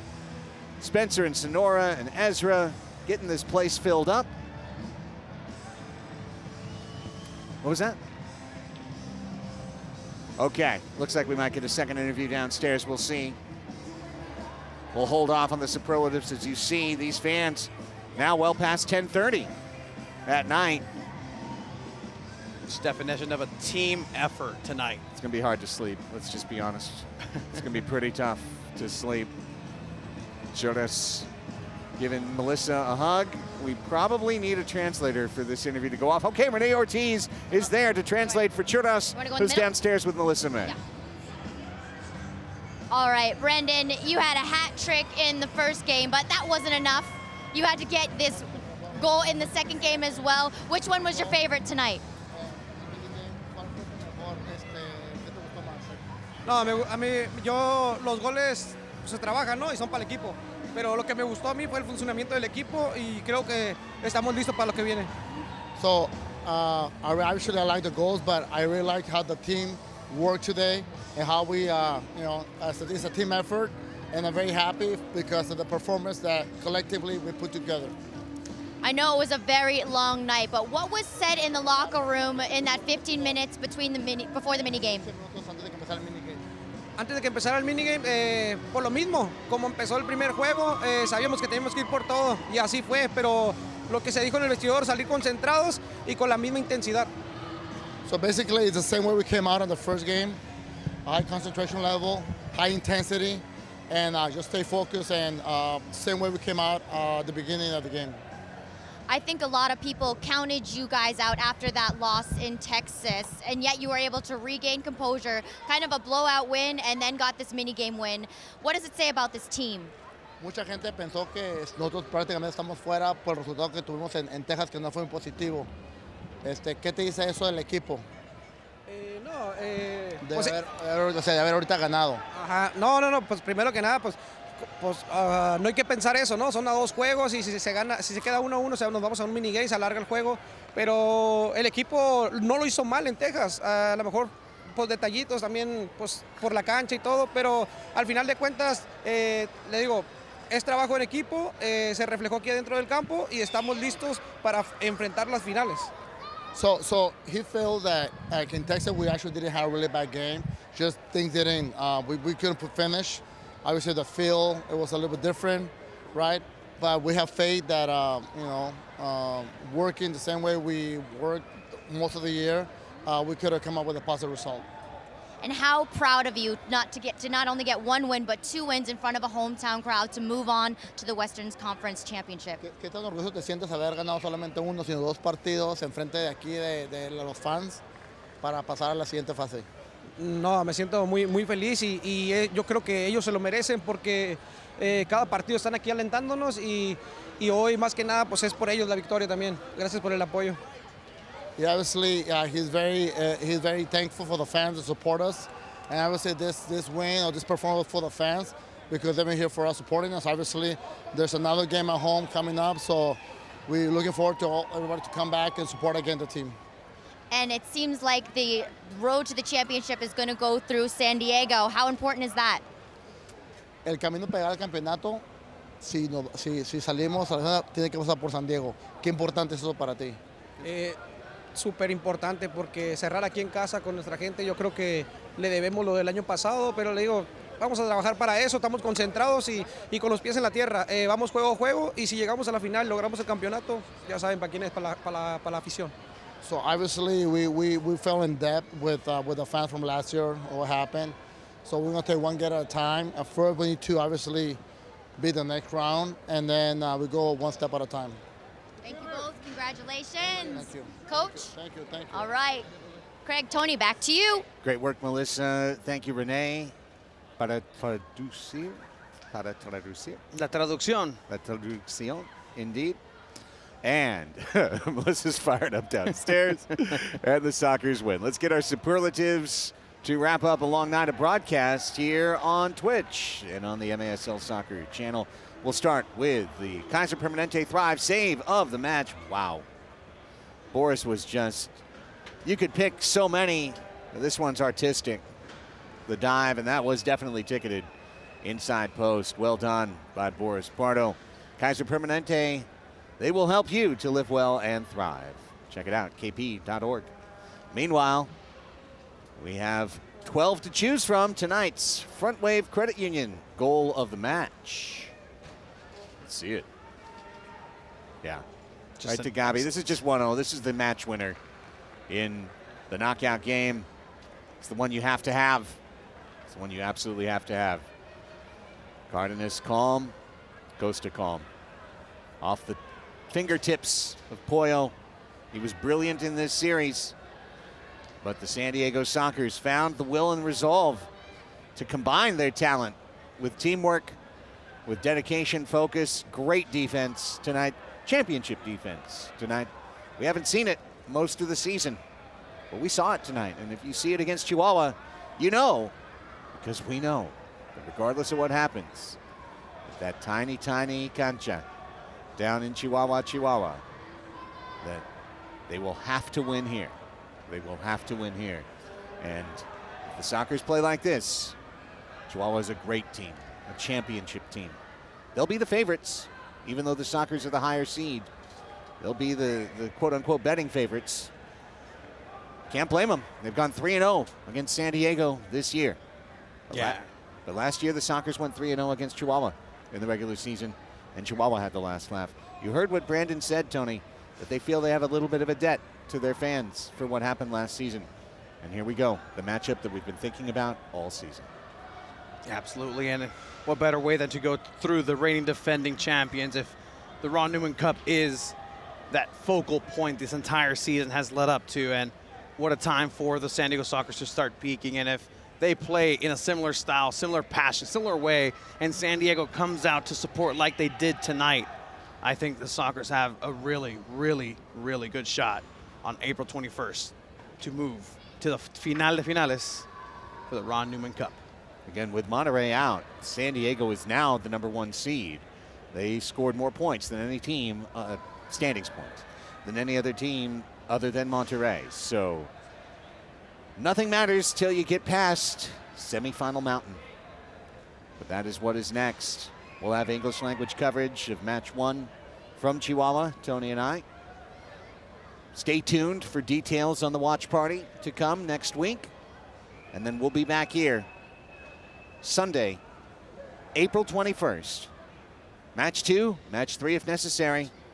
5 p.m. we'll get it started for Chihuahua and San Diego, and we'll decide the Western Division champion, and we'll decide who goes to the Ron Newman Cup Finals. I want to say thanks to everybody here at TVX Sports Video for their superlative effort tonight. Ted Bendrick, our executive producer, along with yours truly. Randall Sliz is our producer. Did an amazing job tonight with all the calls. Broadcast technician Joseph Getke. Marilyn Muro is our director. David Wen, Michael Spalding, Kevin Bear, our camera operators. Mark Hattersley is our audio engineer. For Tony Sanchez, really when you think about it, had 3 wins. Oh, absolutely. On the broadcast tonight. 2 for the Sockers and 1 for Blue Team Media Game. And thank goodness that Brandon Escoto scored to pass Cabana Boy Jeff for player of the night to get that 4th goal. Otherwise, he was just tied. Yeah, I think with the Cabana Boy. Sockers are celebrating along with Cabana Boy right now in the tunnels. Just a great performance, some great soccer. Because Cabana Boy never stopped celebrating the entire last 3 hours. just down there going, how about it?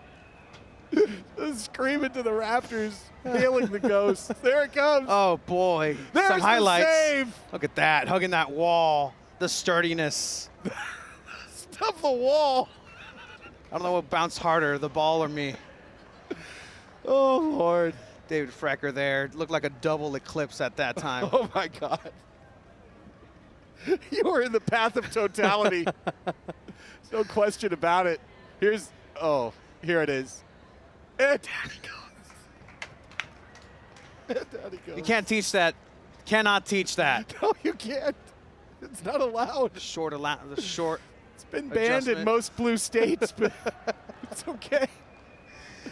Oh, thank you, guys. Thank you. just going to go home and watch that. 4-0, San Diego wins the knockout match, the knockout game. Thank you all for your support of indoor soccer. It's been a beautiful night, my favorite of the year, broadcasting with all of you. And until we meet again on the 21st and in between for match 1 and English language coverage, for Tony Sanchez and our crew, I'm Craig Elston saying thank you so much and have a great night. So long from San Diego.